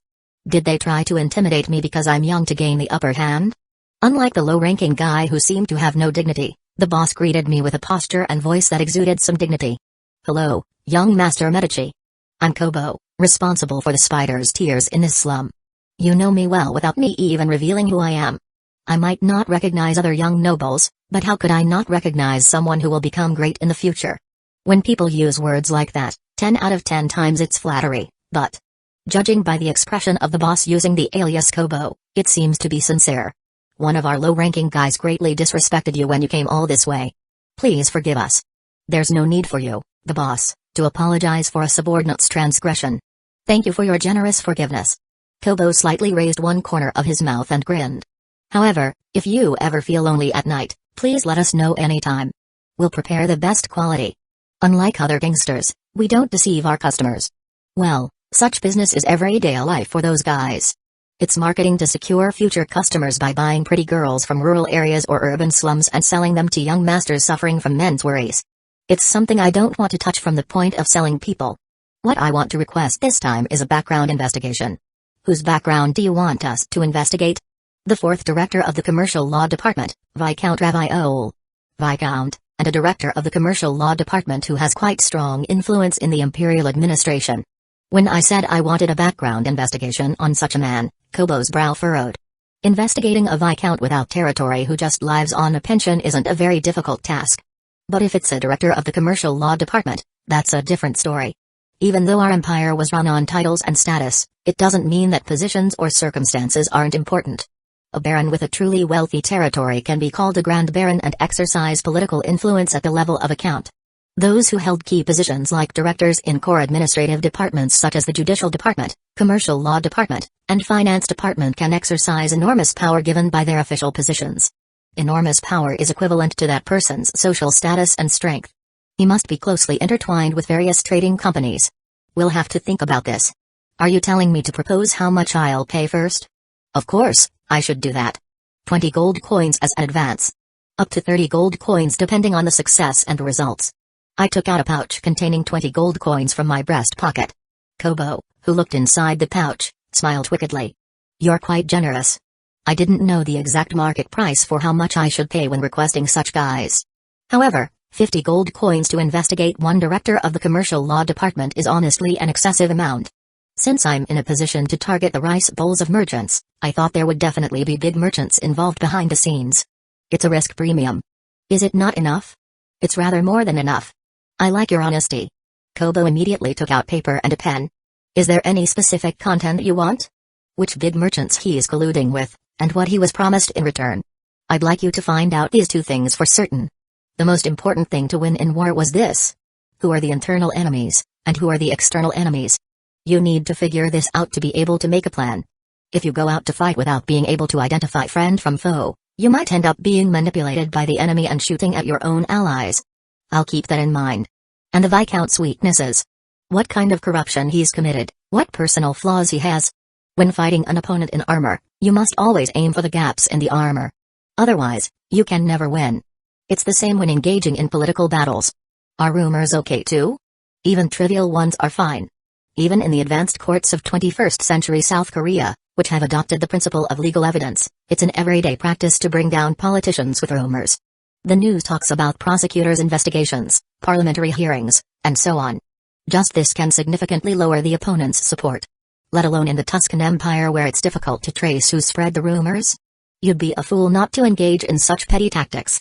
Is there anything else you'd like us to investigate? Problems caused by family members, corruption by lovers, and so on. I'd like to know if you find anything significant. Yes, understood. When I stopped speaking, Kobo put down his pen. But what exactly did that Viscount do to you, young master? If we could know this, we might be able to help you more. It's not like I was caught doing something shameful. There's nothing bad about this becoming a rumor. No, it's rather good. That bastard Viscount rejected my trading company establishment permit using a law from over 500 years ago. Even after taking a bribe. If he was going to reject it, he shouldn't have accepted the gift. That's too much. Kobo also chuckled. In a week, send someone disguised as a hunter to my mansion. I'll consider giving additional requests based on the quality and quantity of information received then. We'll definitely achieve results that will satisfy you. When I returned to the mansion, Chloe immediately came out to greet me. I had told her she could go to bed first since I'd probably return late at night, but still. Welcome back, young master. Today, I was upset because of that damn Viscount, but seeing Chloe made me feel better. I heard that fathers gain strength to live another day just by being greeted when their children return from work. I think I understand why now. I'm back. The butler specially prepared delicious food because you were going to establish a trading company. Setting up a trading company just ends with submitting one document. Why go to such lengths? Yeah. It's really a shame. If I didn't eat the food, the servants working in the mansion would have eaten it all deliciously. So the food isn't wasted, but I'm angry that the sincerity of people trying to congratulate me has gone to waste. It's okay though. We can celebrate again later. I put my hand on Chloe's head and stroked it. How can everything in the world always be good? That's how all things in life are. A life where 90% of things are bad or hard, and moments of feeling happy don't even reach 10%. Still, living with gratitude for that 10% or so of happiness is what life is about. When it's all over, let's go on a picnic to the suburbs later. We'll bring lots of cake that Chloe likes. Was it because she lived in poverty all her life? Chloe liked sweet things unusually more than other women around me. And she eats them really deliciously. I ate to the point of being sick of it just to see that sight. In severe cases, 3 times in 2 days. But you shouldn't eat too much. For some reason, I felt like teasing her and lightly stroked her belly. Chloe, who understood what I meant by touching her, turned her head. You're too much. She didn't forgive me for upsetting her until the next day. And a week later, an informant came to our house and delivered the information. It was a bigger catch than I had thought. Chapter 20, but no one dared to bother me, as I clearly looked like a noble. Though there were sword fights in broad daylight. Wait here. Can my knight escorts come in too? The low-level thug who guided me here paused. Even knights aren't allowed inside. Not even knights who have served my family for generations? They say you shouldn't judge a book by its cover, but that's unrealistic. Our instincts judge others based on appearances. So, my escorts, wearing plate armor that even real knights can rarely afford, looked the part. It would be problematic if our secrets were leaked. I gestured for my escorts to wait outside. As long as I don't threaten these thugs or fail to pay them, I should be safe. Even thugs wouldn't mess with a paying customer, as it would ruin their reputation and future business. Those who can't even grasp that wouldn't survive here. But I can guarantee the quality of information. And if you need women, or someone to handle dirty work, discreet and skilled individuals, we can provide anything you desire. Openly offering murder and human trafficking. Unimaginable in 21st century Korea. As I was talking to the thug, he suddenly bowed his head. Greetings, boss. The man called boss kicked the thug. The thug crashed into the wall. You idiot, does the young Master Fabio of the Medici Baron family look like he'd buy women? You've lost your mind already. The boss berated the thug loudly. His hand instinctively rose and then fell as he scolded the thug. Just like the gangsters I know. Consider yourself lucky today, kid. The thug scurried away like a rat. From the boss's scolding to the thug's reaction, everything seemed too natural. It's staged. Did he try to intimidate me, thinking I'm young and naive? Unlike the unrefined thug, the boss greeted me with a dignified posture and voice. Greetings, Master Medici. I am Corvo, in charge of the spider's tears in these slums. You know who I am without me even telling you. I wouldn't mistake someone of your stature, a young master destined for greatness. Such words are usually empty flattery, but...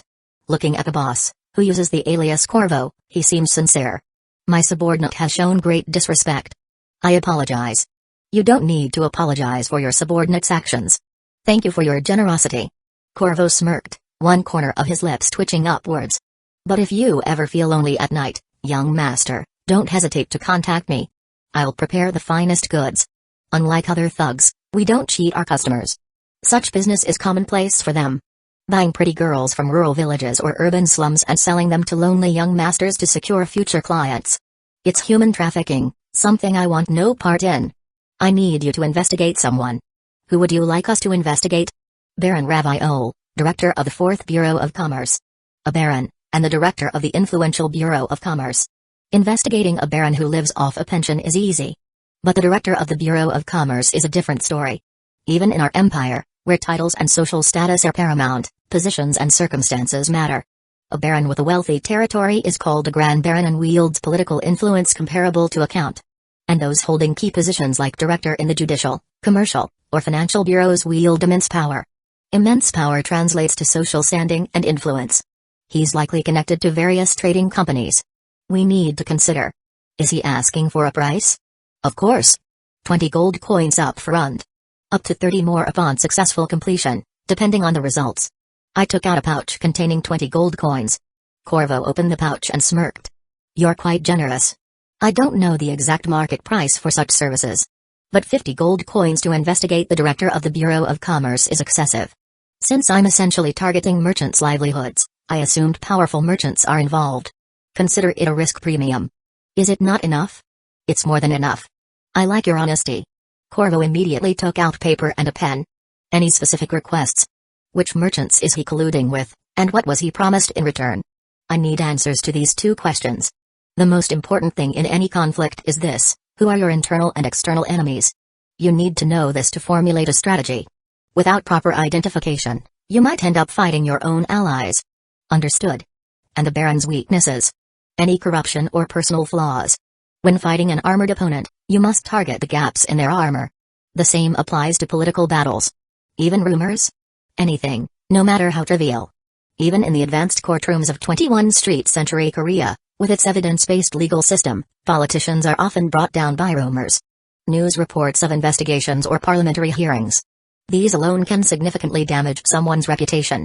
So, in the Toscana Empire, where it's even harder to trace the source of rumors, it would be foolish not to use such tactics. Anything else you need us to investigate? Any trouble caused by his family, Any corruption involving his mistresses, etc. Inform me if you find anything significant. Yes, sir. Corvo put down his pen when I stopped talking. But what exactly did the Baron do to you? Knowing this would help us assist you better. It's not like I did anything shameful. There's no harm in letting this be known. In fact, it might even be beneficial. He rejected my trading company application, citing a law that's over 500 years old. Even after accepting a bribe. It's dishonorable to accept a gift and then refuse the request. Even Corvo chuckled. Send someone disguised as a hunter to my mansion in a week. I'll decide on further requests based on the information you provide. We won't disappoint you. When I returned to the mansion, Chloe immediately greeted me. I told her she could go to bed, as I wouldn't be back until late, but... Welcome back, young master. I was upset because of that damned Baron. But seeing Chloe lifted my spirits. I heard fathers gain strength for the next day just by being greeted by their children when they come home. I now understand why. I'm back. The butler prepared a delicious meal to celebrate your new trading company. Establishing a trading company is just a matter of submitting a form. Why go to such lengths? Indeed. It's a shame. The servants would have enjoyed the meal if I didn't eat it. So it's not about the wasted food. I'm upset that their kind gesture was for naught. It's all right. We can celebrate later. I patted Chloe's head. Life isn't always smooth sailing. That's how life is. Unpleasant or difficult things make up 90%, and moments of happiness less than 10%. But life is about appreciating those 10% of happiness. Let's go on a picnic outside the city when this is over. With lots of cake you like. Perhaps due to her impoverished upbringing. Chloe has a sweet tooth, more so than other women around me. And she enjoys it immensely. I've eaten alongside her, almost to the point of getting sick of sweets, just to see her happy expression. Sometimes even 3 times in 2 days. But don't eat too much. Feeling playful, I gently stroked her belly. Chloe, understanding my intentions, turned her head away. You're too much. She remained sulky until the next day. And a week later, the informant visited my mansion with the information. It was a bigger catch than I expected. Chapter 21. It was no different from a high-ranking person, like a director in a company, trying to check a young guy rapidly rising. What on earth did I do wrong? Chloe, who was following me by my side, agreed. You really didn't do anything wrong, young master. The Viscount is going too far. She looked at me with truly sympathetic eyes. You take good care of other servants besides me. You don't do bad things like other nobles. It's not that I'm virtuous and don't do bad things. It's just that I haven't had any need to do such things yet. Also, in internal politics, you don't necessarily need a reason to be disliked by someone. It's about killing the opponent to get promoted before they rise higher than you. Bad people in this world don't need a reason to bully others. Hearing those words, Chloe slightly lowered her head. I noticed her gritting her teeth. And don't worry too much. I've already won this fight. The Spider's Tears guys succeeded in digging up more information than I thought. So the Viscount will absolutely not be able to escape unscathed. If you hit an innocent person once, you should be prepared to shed tears of blood from your eyes. Chloe spoke in a slightly gloomy voice after hearing my words. I want to be of help to you too, young master. It's enough just for you to be by my side. That alone is not enough. No, Chloe's influence is quite significant in helping me mentally endure being hindered for such nonsensical reasons. I'm not sure if it's right to use this analogy for a person. But it's like having a pet that's as cute as a cat and as loyal to its owner as a dog. Even when stress builds up, just stroking Chloe dissolves all the unnecessary anger in my heart. As I was about to deny that, the coachman spoke. This is Viscount Raviole's mansion. I wanted to tell Chloe that she didn't need to feel burdened by such things, but now it seems I need to deal with business first. You dare to take a bribe from me and then swallow it and screw me over? I'm really not going to let you off easy today. Surprisingly, Viscount Raviole didn't mind my sudden visit at all. Rather, he gave me quite a warm reception. The tea has a really nice aroma. Our butler is quite good at brewing tea. His shoulders were raised as if he had implants, and he smiled with his mouth almost reaching his ears. He slightly raised his chin, unconsciously sending me this message. What can a guy like you do? You should bow your head first. He was arrogant and foolish beyond comparison. I'd like to enjoy more leisure time with you, but I have official duties tomorrow.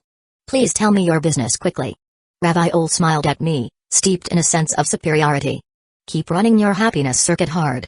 That will be the last happiness you'll feel in your life. I found out the real reason why you rejected my request to establish a trading company. The relaxed expression disappeared from the Viscount's face. He seemed to have thought that I came to bow my head based on the fact that I visited late at night. But since I came to threaten him instead, he couldn't help but react that way. You received quite a lot of gifts from the Pazzi Trading Company, didn't you? To think you received as much as 250 gold coins at once. There are times when 250 gold coins seem small to me because I earn thousands of gold coins each time. But 250 gold coins is the living expenses for 750 commoners living in the Empire for a year. Even for nobles, this money is not a small amount. In total, about 1,000 gold coins. Wow, you've far exceeded the annual net income of a small baronial family. Receiving this much money from a single trading company, isn't his a bribe rather than a gift? The baronial family mentioned here is a poor baron barely maintaining the baron title. And even that figure is after subtracting the money that needs to be distributed to vassals. Still, it's too much money for a mere viscount to take as a gift. So what are you trying to say? His voice was calm, but his body couldn't lie well. Why are you already shaking your legs when this room isn't even told? I heard that your second daughter has quite a beautiful reputation in social circles. So somehow she fell in love with a young master of the Valier baronial family. And I heard she started having morning sickness. The heir of a baronial family usually marries someone of similar rank, like another baron. But what if that heir makes a mistake, and the target of that mistake is a noble family's daughter, and she's even pregnant? If it were a commoner, you could just give some money and take her in as a maid as a favor.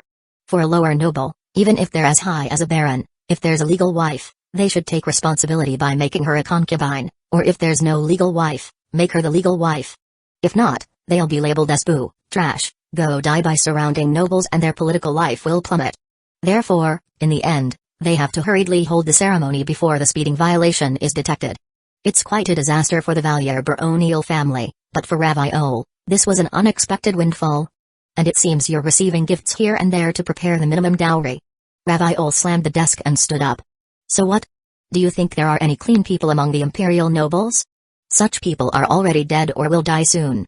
I agree with that statement too. In that sense, Admiral Yi Sun-sin, who refused when his superiors, high-ranking people like Minister of War Yulga, said they would promote him if he just had an interview without needing any bribes or anything, seems truly great. Even that era in Joseon wasn't much different from the current Tuscan Empire. He became a walking natural disaster, surviving in officialdom without giving a single penny in bribes, relying solely on his ability. Conversely, this meant that in our empire or Joseon, without Admiral Yi Sun-sin level ability, one can't be clean from bribes. Do you think I came with just that level of information? Then I showed a few copies of the information documents I had secured. The Pazzi Trading Company was originally a trading company that supported His Grace Duke Visconti. So it seems you receive gifts with peace of mind. I handed the most important document to the man in front of me. Raviol's eyes widened. It can't be. It really can't be. This is impossible. Then he clutched his head and started wailing. Arg. This can't be happening. Even he honestly wouldn't have expected that. But what can you do? This is reality. David Pazzi, the head of the Pazzi Trading Company, which is one of the top 20 merchants, switched factions to make his successor a knight with territory. The market price for a knight title in name only varies, but you can buy one for about a few hundred gold coins. Of course, a few hundred gold coins is not a small amount. And a knight title bought like this can only be used for that generation. Don't they call these guys quasi-nobles? However, a knight with territory, even if it's just one serf household, is a proper noble. It's a very tempting condition for people who have a lot of money but have a complex about their status. Therefore, David Pazzi is a spy planted by Duke Sforza for His Grace Duke Visconti. You received 1,000 gold coins from him and provided all sorts of conveniences. Even using a law that's been obsolete for over 500 years. Raviol must feel very wronged. Checking a guy who's unnecessarily doing well within the faction is a noble's quality. The result of doing elegant politics like a noble turned out to be an act of treason helping another faction? Even I would have been furious with indignation. The Viscount knelt before me. From now on, I'll die if you tell me to die, and live if you tell me to live. So please just save our family. You know I'm not the kind of person who would betray His Grace the Duke, don't you? For nobles below baron like us without any backing, even switching factions is dangerous. If you even engage in espionage, you really can't set foot in the Empire. No, it's basic for your entire family to be wiped out. So even that success-obsessed person probably had absolutely no such intention. Did you think I'd spare your life if you pointed a knife at me and begged? And what do I have to gain from it? If I gradually expand my business like this and achieve merits, someday I can aim for at least Baron, just like the founder of the Medici family did. I could even go higher. So why do I need to rely on a Viscount family that only receives a pension? I'll show you minimal mercy. Actually, I don't want to show any mercy. Since he pointed a knife at me, I want to prosecute him in the imperial court for abusing his authority to impeach a fellow noble after receiving money from a merchant. Then the imperial family and Duke's Forces faction, who view me somewhat favorably, would seize this opportunity and tear him and his family apart. That would also harm Duke Visconti. And I would become a whistleblower. By the way, in any era, even a righteous whistleblower generally ends up miserable. I'm not someone burning with justice, and I don't need to take such risks just to get revenge. So this matter should end within Duke Visconti's faction, known only to a minimum number of people. His Grace the Duke will learn about this fact the day after tomorrow.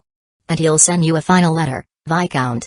The final letter will contain content like thanking you for your hard work and so on. And when you receive that, you should just commit suicide. Why? Because it's mercy to save your family at the cost of your death. It's better if at least my children and other vassals survive even if I die. I hope you make a wise choice. Chapter 22, the location was a small hill near Florence. It was a place I often visited with my parents and family, including my brother who inherited the Medici barony, when I was young after transmigrating to this world. The place we're going to is where I often came to play with my parents and brothers when I was young. Is that so? Even though I say we came often, because father and mother were busy, we only came about once a year. Chloe looked at me with sympathy after hearing those words. In Korea, it's considered natural for parents to travel far with their children at least once a year and often play with them. If fathers didn't play with their children even on weekends, they're pointed at as bad dads. In the Tuscan Empire, such noble fathers couldn't exist. Since most fathers and mothers married without love, it's natural to treat children as tools for the family. So even playing like this once a year was already in the top 1%. Most of a father's love usually goes to the children of concubines he fell for due to their appearance or personality. The family's wealth goes to the children born to the legal wife, while the concubine's children get some wealth and a father's love. Even I think it's absurd. That's how all noble families are. My father treated me really well by those standards. Still, you must have been very lonely. For me, since I had already transmigrated with an adult mind, it didn't have much impact. However, our Albert was very lonely from a young age. His obsession with power and suspicion of me might have been influenced by that. I was lonely, but it was okay. After all, both of them did love me. In other families, it's said that fathers routinely treat their children coldly, as if handling subordinates. How was it for you, Chloe? At those words, the corners of Chloe's mouth turned down. No, I'm sorry. What on earth was I saying to someone who lost all their parents and siblings to an epidemic caused by famine? Even so, there are things you shouldn't say. Chloe smiled bitterly. Then she looked outside with eyes full of longing. We were poor, but we were happy. Father was a bit strict, but he often played with us, and mother always told us stories before we went to sleep. I can roughly imagine what kind of family it was. A sturdy but affectionate bear-like father and a gentle, kind sheep-like mother. Children following such parents around. It must have been a poor but quite happy family. Then last year, when the Lord changed and the crops failed, everyone died due to the epidemic, but still, we were happy. Tears were slightly welling up in Chloe's eyes. I see. But now I'm really happy that I can be with you, young master. Hearing those words, I stroked Chloe's head. Since you can't change the past, you can't turn it back. The most important thing is to be happy now. Young master, we've arrived. Hearing the coachman's words, I immediately got out of the carriage. A hill with colorful wildflowers blooming, not easily noticeable by people. Shall we spread out a mat and have some lunch then? Just as I was about to spread out the mat and enjoy the picnic, Sebastian approached me. I have something to tell you briefly. Work talk in the middle of trying to rest. Chloe, spread out the mat for us to sit on and wait. Everyone must be hungry, so feel free to eat the food we brought and rest. This is somewhat in the suburbs, so everyone walked for about 2 hours. They must be hungry. You think even of the servants, young master. I may be a noble in this other world, but in Korea, I was just a worker. I understand their feelings to some extent. It's sad to be hungry on top of working hard. What's the matter? Viscount Raviol suddenly died of an acute illness. To those who don't know the inside story, it will be known as a sudden death, but in reality, it's obviously suicide. He died honorably to at least protect his family. Sebastian nodded at my words. The Raviol family barely avoided ruin, and the Viscount title was safely inherited by his eldest son. However, from now on, they'll have to live as quiet as mice. Although the Duke didn't make a big issue out of it and allowed the family to continue existing despite betraying the faction, they will continue to be kept in check. So they'll probably have to live on pensions for the rest of their lives, unable to attend social circles and stuck in their rooms. It ended well. Yes, that's right. No, actually. What did you want to say? Baron Medici asked what you think about marriage. I'll have to get married someday. Right now, I'm increasing my value at an unbelievable speed. In a year, I could probably marry into a much better family than now, so is there any need to rush? This era is so male-centered that even if a woman is of high status and wealthy, once she passes a certain age, marriage to a noble is virtually impossible, but there's no such restriction for men. In extreme cases, a 60-year-old man marries a 20-year-old lady, right? I understand. And as Sebastian was about to withdraw, he asked, but what do you think about Chloe? In some ways, she's like family. She's always with me, and she's cute and kind, isn't she? Sebastian was saying that if I cherish her that much, I should make her my woman. Chloe has opened her heart to me, but we've only known each other for just over 2 months. There's no need to rush, we can take it slow. Sebastian sighed looking at me. Being too kind can sometimes be a cruel act, young master. While Fabio was talking with Sebastian, Chloe spread out the mat and opened the box containing the lunch. Sandwiches with thin ham, lettuce, cheese, and milk. And the cake I like.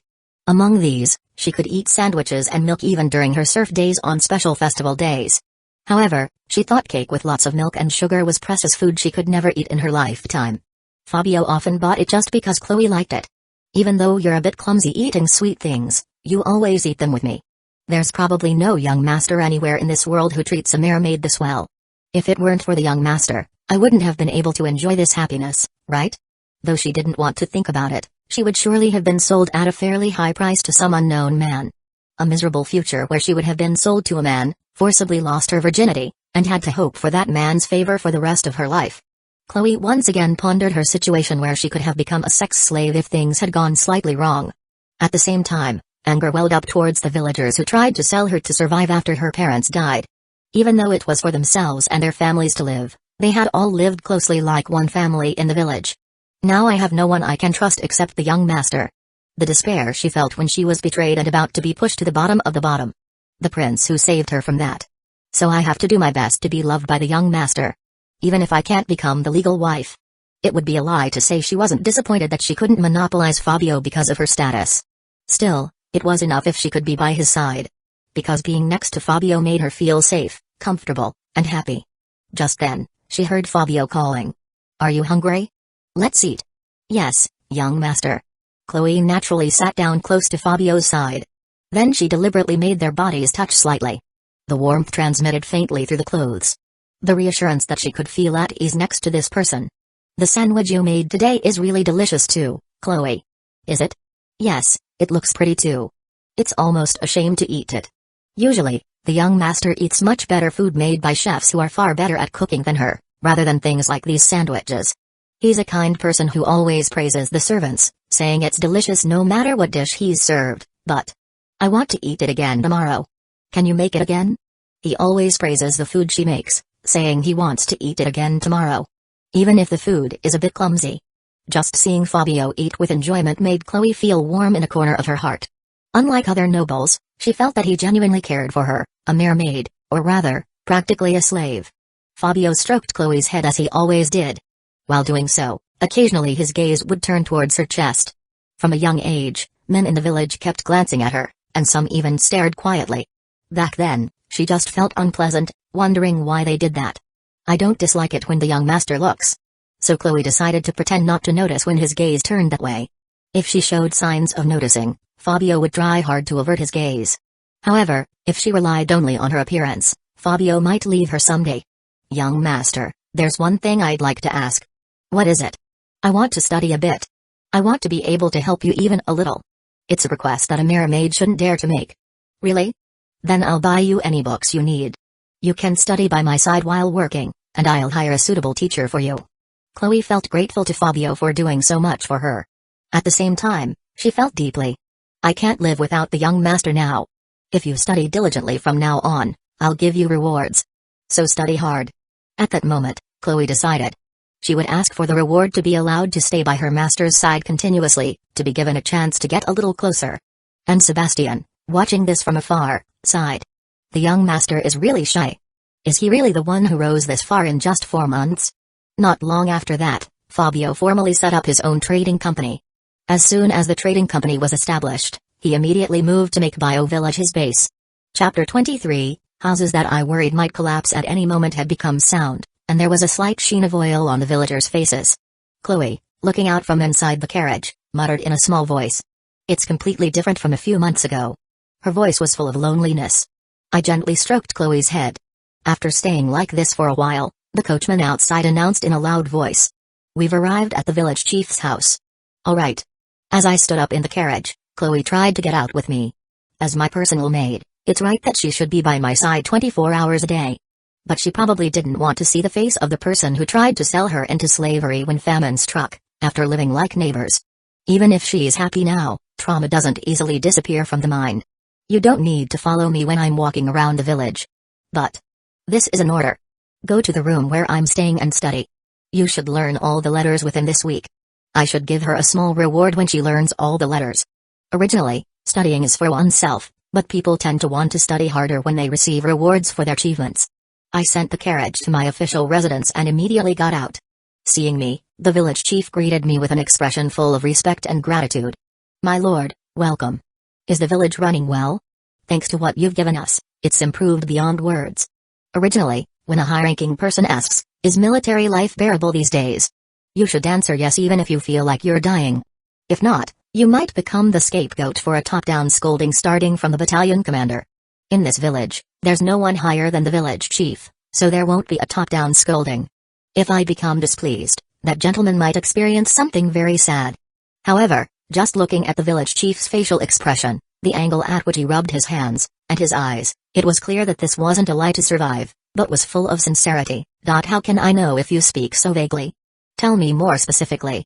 Before, everyone struggled to have 2 meals a day. But now, even though it's not good food, we can eat 3 full meals a day. 21st century Koreans often forget this fact. When looking at pre-modern times, the increase that can show how much the economy has improved is the increase in meal frequency and quantity. Because in this era, serfs and ordinary citizens spend 80% of their earnings on food expenses. You couldn't eat so abundantly just with the relief supplies I gave, could you? Isn't it our labor duty to grow seaweed from early dawn until the afternoon? So in the remaining time, we hunt animals or gather and sell things like medicinal herbs.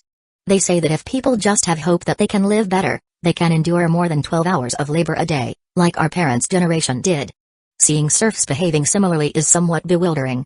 You must hand over all additional harvested seaweed only to me. You know what will happen if you hand it over to other merchants, right?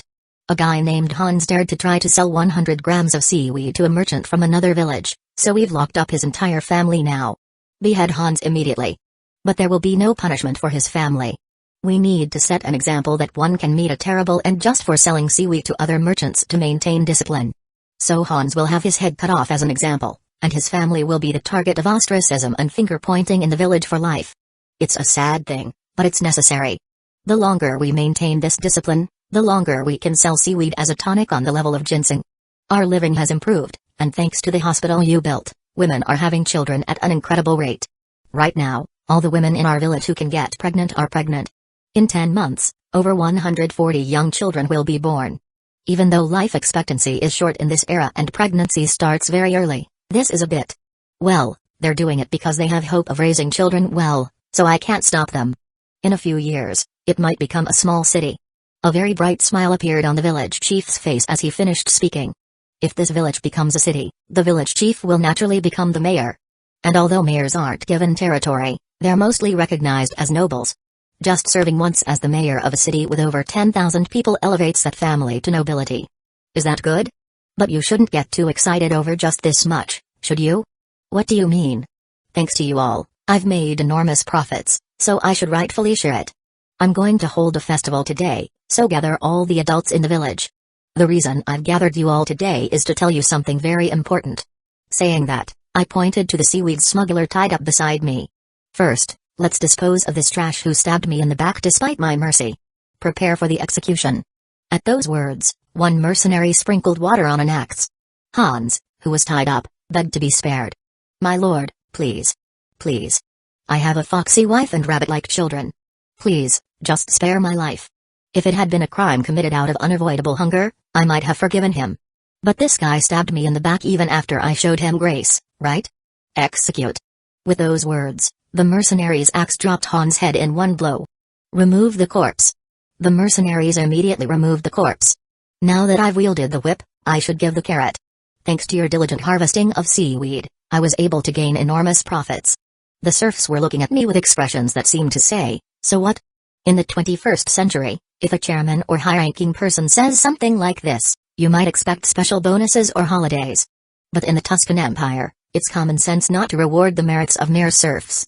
They probably think the lord will just make money alone and that's the end of it. And as it's natural for a lord to repay the merits of his subordinates, I will bestow 2 gold coins per household in the village. 2 gold coins, a large sum that a commoner living in the city could live on for 4 years. Especially in a rural area like Bio Village where prices are low, the perceived value would be even greater. Was it because they're too surprised? They were just blinking their eyes, unable to even utter a word. The village chief spoke on their behalf. My lord, didn't you already accept seaweed instead of taxes this year and even bestow food for us to eat? It's normal to have questions when hearing something that deviates from common sense. Even if you're serfs, shouldn't you receive rewards if you've done good work? You can refuse if you don't like it. No, no. We're just too happy. The other serfs also shouted hurrah in unison. You're receiving compensation for your hard work and sweat, so don't hesitate to use it. Even whales dance when they receive constant praise, and humans exert their maximum ability when given proper compensation. So I shouldn't skimp on investment, even for my own self-interest. It's not like those crazy small business owners who violate the law to cut wages and drive around alone in Ferraris. That doesn't last long. And now I'll talk about future plans. Everyone pricked up their ears at the mention of my plans. From now on, I plan to develop this village into a port city. For that, I will build a port and bring in shipwrights to build ships. Moreover, from now on, I will personally create a market in this village. Our bio village has fairly good conditions for building a port. It's relatively close to Florence, the capital of the Tuscan Empire, and the coastline is gentle, so there won't be much trouble in building a port. Moreover, there are many large trees in the mountains, making it suitable for shipbuilding. Then goods from various countries including our Tuscan Empire, the Kingdom of Lion, and the Hanover Empire will pour into Bio Village. Naturally, numerous merchants will come to the village, and they will spread money around. The serfs were in an excited mood like me. However, they probably don't understand well what I'm saying. We know that cities form and jobs are created where many people gather thanks to modern education. How could those who haven't received such knowledge understand? But it doesn't matter.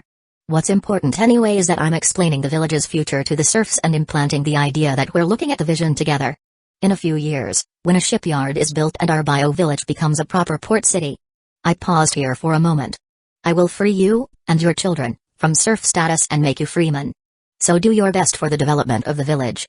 Honestly, serfdom is an inefficient system.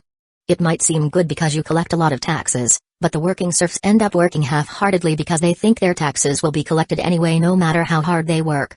So serfs become poor because they don't work, and lords can't collect much tax because serfs work half-heartedly, creating a vicious cycle. The slave system in America was abolished in a similar context. Tomorrow, I will specially hold a festival. All food and alcohol are bestowed by me without cost, so enjoy to your heart's content. And then I immediately headed to the Kingdom of Lion to break through our trading company's overseas trade. Chapter 24, Conversely, one can also profit by selling foreign-produced goods domestically. So I came here partly to bring shipwrights from the Kingdom of Lion, but... Stop there for a moment. Not long after arriving in Lion, I encountered thugs. No, if they were just thugs, I could use the guards I've hired now to beat them up and make them behave. What business does a young noble like you have in this Guillaume? As an officer of this city, I need to inspect you a bit. Although they're extorting money from people like thugs, these guys are officially a regular army. If I draw my sword and swing it, a war might break out in the worst case. No, a war might break out, and I might be immediately executed for offending them right here. Although I'm a proper noble in the Tuscan Empire, I'm not a noble of this Kingdom of Lion. I heard that the bold ones even extort money from barons who come abroad on private business. A suspicious person has come, so quickly open and check all the luggage. These guys aren't customs soldiers or officers. Therefore, if they discover a large quantity of seaweed in those luggage boxes, in the worst case, they'll just confiscate the goods as a bribe. Judging by the rank insignia, is he about a captain? He must have quite some power in this city. Officer, you're working hard.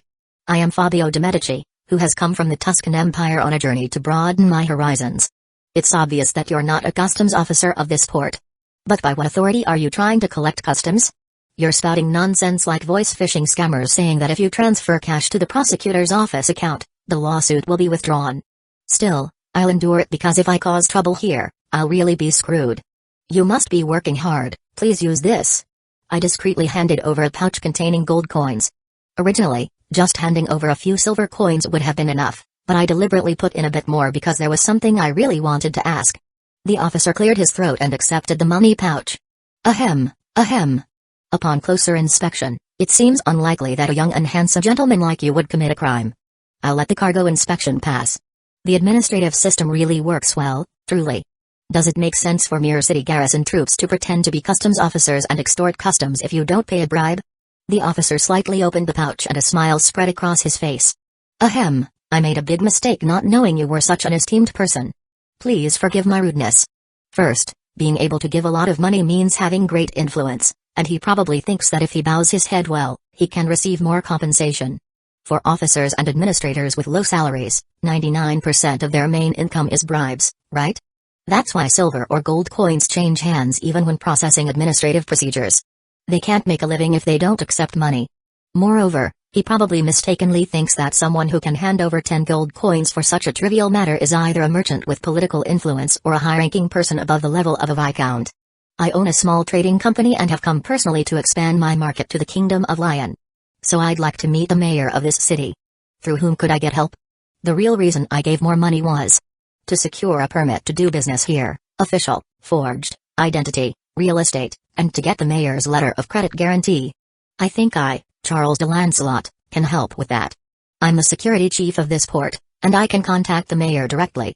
Even in the Deus Bible I read here, it said that gifts make relationships between people smooth. As it says, using appropriate bribes makes life this convenient. I'll be counting on you. And just a moment. Not long after, Captain Charles arranged for me to meet the mayor. As the security chief of the port, the most important part of a port city, he seems to have had some political power. It's an honor to be able to meet you, Mr. Mayor. I am Fabio de' Medici. The mayor looked at me curiously as I gave my name. Oh. A person from the Medici Baron family.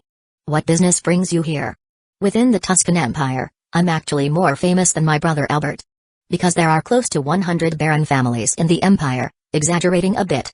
I'm the person who leads trends, including the postpartum care center, seaweed, and cakes that all nobles in the empire line up to enter.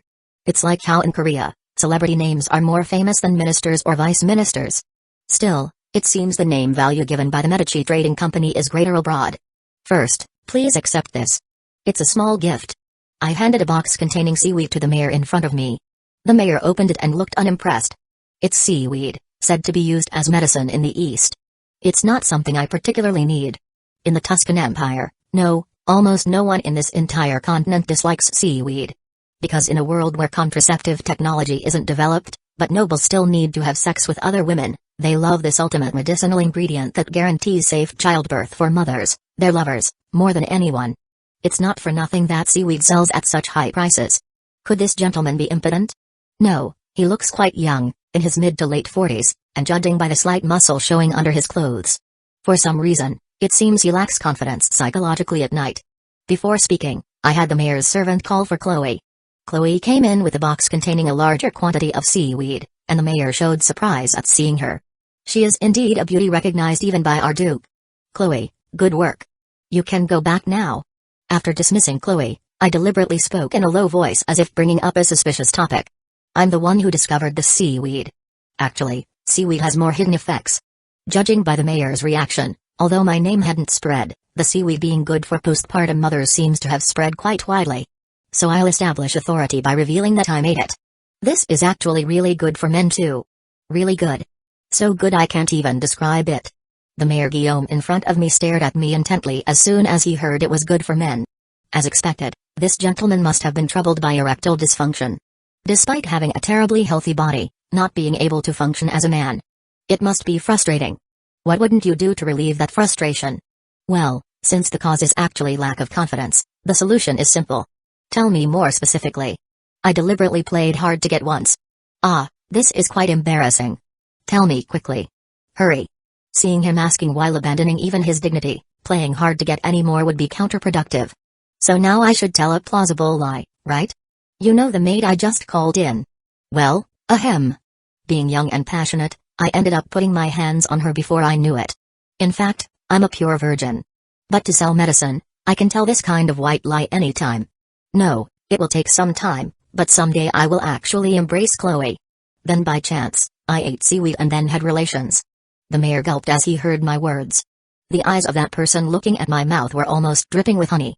Don't tease me, tell me. Well, it was unbelievably amazing. It didn't subside until dawn.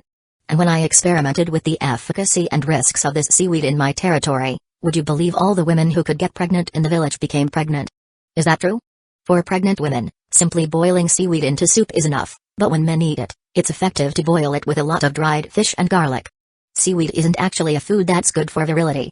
However, fish and garlic are foods that are effective for erectile dysfunction, so if you eat a lot while boiling seaweed soup, it would actually help increase virility. Also, it's true that there was a rapid increase in pregnant women in the village. So that gentleman will have no choice but to believe my words are true. The mayor, who had been looking at the seaweed with an unwelcoming gaze until just now, quickly cherished it like a treasure chest. Like a dwarf who had discovered the One Ring. To bring such a precious thing. I'll do my best to help you. So what do you want? I'd like to take some shipwrights with me, could you help with that? Now that I've gained favor with the seaweed, should I start the real negotiations? Chapter 25. In fact, the mayor's permission wasn't strictly necessary to recruit shipwrights or technicians. You could just tell the master shipbuilders that you'd pay them a lot of money if they left the city guild and came to us. From the perspective of those being poached, it would be extremely annoying, but there were no laws in our continent to regulate or sanction this. If we do that, we become enemies with this city.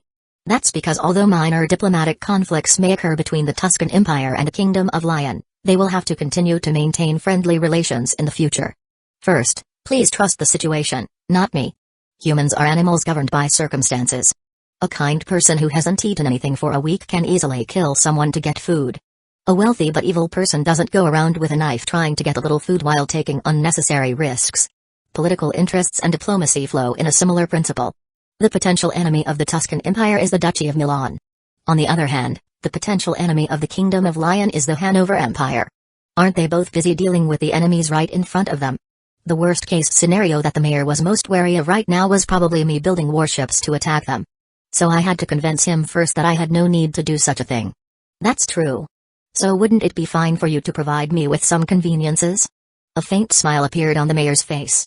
However, I had only gained the qualification to negotiate now. He would only give permission to recruit shipwrights if I gave appropriate benefits in return for a commensurate reward. If you allow me to recruit shipwrights, I will also help you, Mr. Mayor. What kind of help do you intend to provide? I will sell a sufficient quantity of seaweed to the Kingdom of Lion. And I promise not to sell seaweed separately in other cities of the Kingdom of Lion, except Guillaume City, for 3 years. According to recent rumors, it seems that news about seaweed has spread beyond the empire to several surrounding countries. That's probably why people like Hans in our village tried to sell it secretly. So, all the seaweed supplied to the Kingdom of Lion will pass through Guillaume City. Any noble would covet a medicinal ingredient that helps postpartum mothers recover. Let the story that it's also good for virility spread widely. Even in Korea, they say that when rumors spread that nutria, an overpopulated harmful animal, was good for virility, its population rapidly decreased. How could a medicinal ingredient that's good for both postpartum mothers and men not sell? Nobles will surely clamor, demanding to hand over all the seaweed after shutting up and taking my money. Still, since cultivation is progressing well, we'll soon have more than enough volume to sell to Lion next year.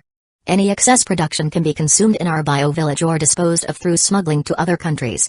Our Guillaume City has been developing a bit slowly because it's quite far from other big cities. But countless trading companies will flock like clouds to buy seaweed. It will be a tremendous help for the city's development. No matter how barren a place is, people always gather and cities form where attractive specialties are produced. As someone who serves as the mayor of a port city, he would know such an obvious fact. But this gentleman is subtly downplaying the value of the favor I'm bestowing? This makes me quite disappointed. Won't the mayor also receive considerable benefits when the city develops? Looking at it very simply and one-dimensionally, there's the benefit of increasing the scale of political support funds, bribes, the mayor receives annually. However, that's just the tip of the iceberg. Numerous citizens living in Guillaume City will praise and extol the mayor's good governance. Everyone will actively support you, Mr. Mayor. Nobles with titles like Baron, Viscount, and Count generally don't get kicked out of their positions once they receive the title. However, positions like Mayor operate surprisingly democratically.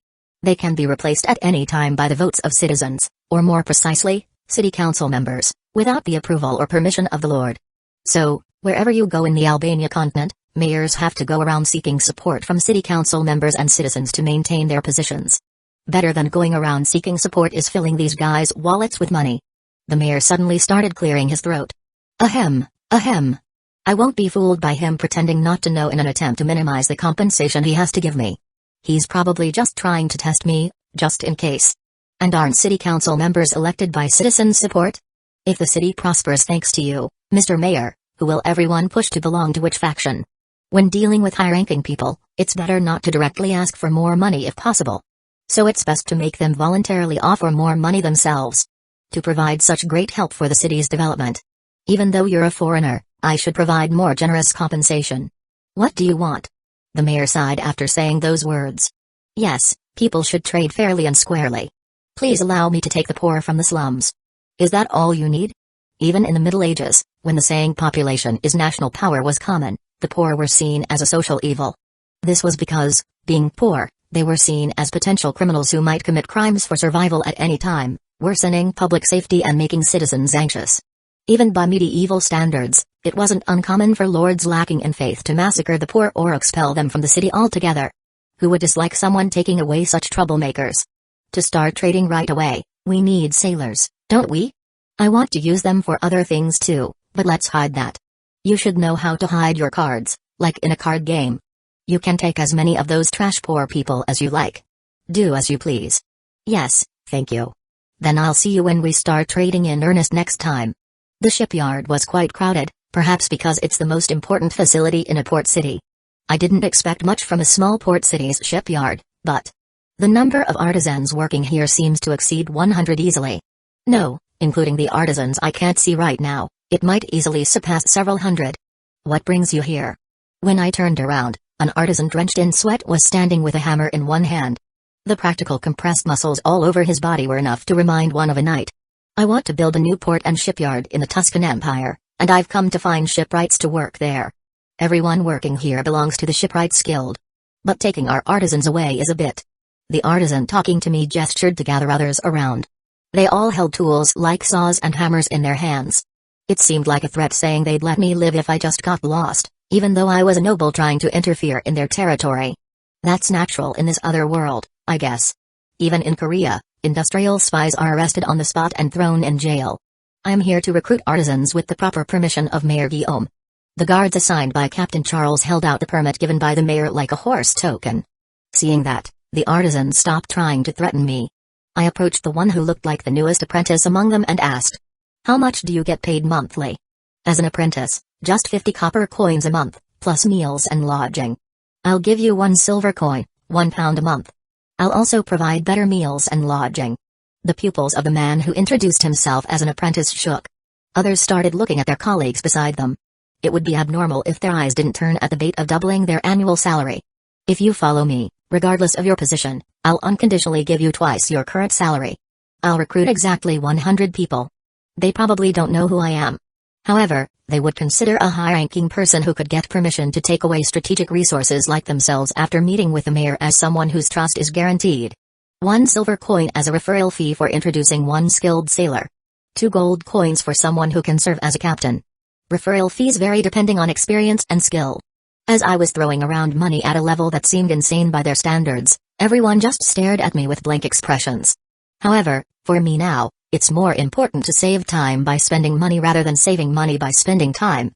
I want to buy a 300-ton sloop. Do you have any good ones? If you can find a good one quickly, I'll give you plenty of gold coins as a referral fee. As soon as they heard those words, the artisans here hurriedly scattered. I don't know who that crazy guy is, but this is an opportunity. Let's try to make a big profit. Dario, go grab that guy stuck in the tavern by the collar and bring him here.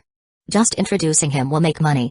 And in just a few days, I was able to gather all the manpower to build a shipyard in our bio village, as well as merchant ships and sailors to use for trading.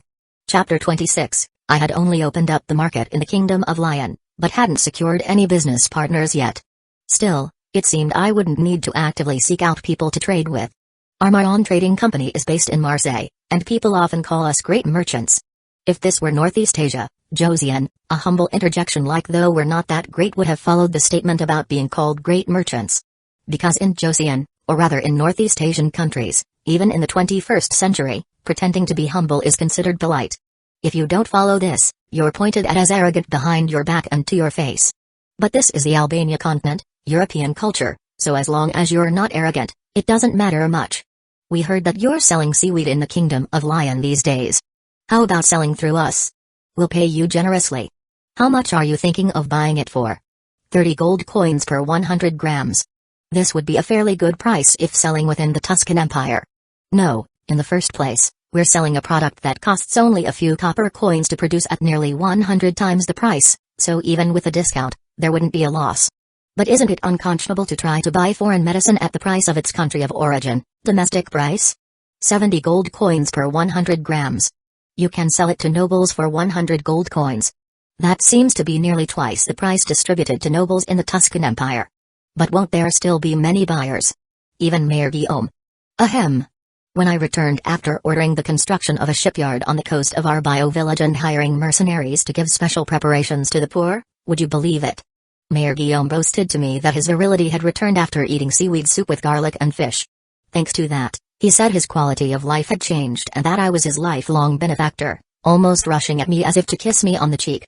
They say in this country, if men are really close, they even kiss each other on the cheek. I don't like that. This precious medicine that's good for virility and postpartum mothers. Moreover, it's a medicine that nobles in the Tuscan Empire are crazy about. Will nobles be able to resist buying it? How much quantity will you provide? What's important here is not to give out too much quantity out of greed to make a lot of money. If you sell a lot, at first everyone will buy it expensively as a precious medicine. But when anything becomes common, the price drops sharply. Wild matsutake mushrooms are more expensive than shiitake mushrooms not because they taste better, but because they're rare, right? 40 kilograms. It might decrease depending on local circumstances. Could you provide more quantity? No. There are many requests from other trading companies. And there's also consumption within the empire. I just filled in several blanks in the pre-written contract. Please sign. I had prepared a total of 3 copies of the contract, 2 of which we would keep as originals. One was cut in half and shared between us. When you want to verify the authenticity of the transaction, you can bring the half contract. Understood. Saying that, the merchant from the Maron Trading Company stood up. Just before opening the door to leave, he asked once more. Is it really impossible to provide more quantity? No, it's not possible. I understand. But if you can provide additional quantity, please contact us anytime. We'll make it worth your while. As expected, when selling things at a high price, it seems absolutely right to do it like honey-flavored potato chips. Only releasing an amount that leaves people craving for more, even when they clamor for more. I heard that even those potato chips had a huge difference in sales volume when they strictly adhered to this principle compared to now. Things seem to be going too well. There's an old saying. Just when you think life is going well, something always happens. Sebastian's voice was heard from outside the door. Young master, it seems you need to calm down urgently. Ah, damn it, why do these bad predictions always come true? When I went downstairs, there were administrative officials from Guillaume City gathered in a group. As soon as I arrived, they were holding measuring tools like large rulers and various documents. They must have come for retaliation now that I've become close with Mayor Guillaume. Are you Fabio de' Medici? A clearly condescending attitude despite knowing I'm a noble. He seems to be quite a high-ranking official among this city's administrators. Even in military strategy, it's said to bow your head to achieve peace in front of someone stronger than you. Yes, that's right. I am Louis de Paydorn, City Councilor and Finance Director of Guillaume City Council. I wanted to visit on good business, but it's a shame I can't. For saying that, he looks full of determination to sink me. Even though we're still in conversation, his subordinates are recklessly opening our seaweed boxes. The reason I came here today is because we received a report from a good citizen that you're doing business in violation of our kingdom's laws. Who reported it? In 21st century Korea, they don't reveal the identity of the person who reported. There are many trash people who abuse this to make reports in an even if it's not true manner.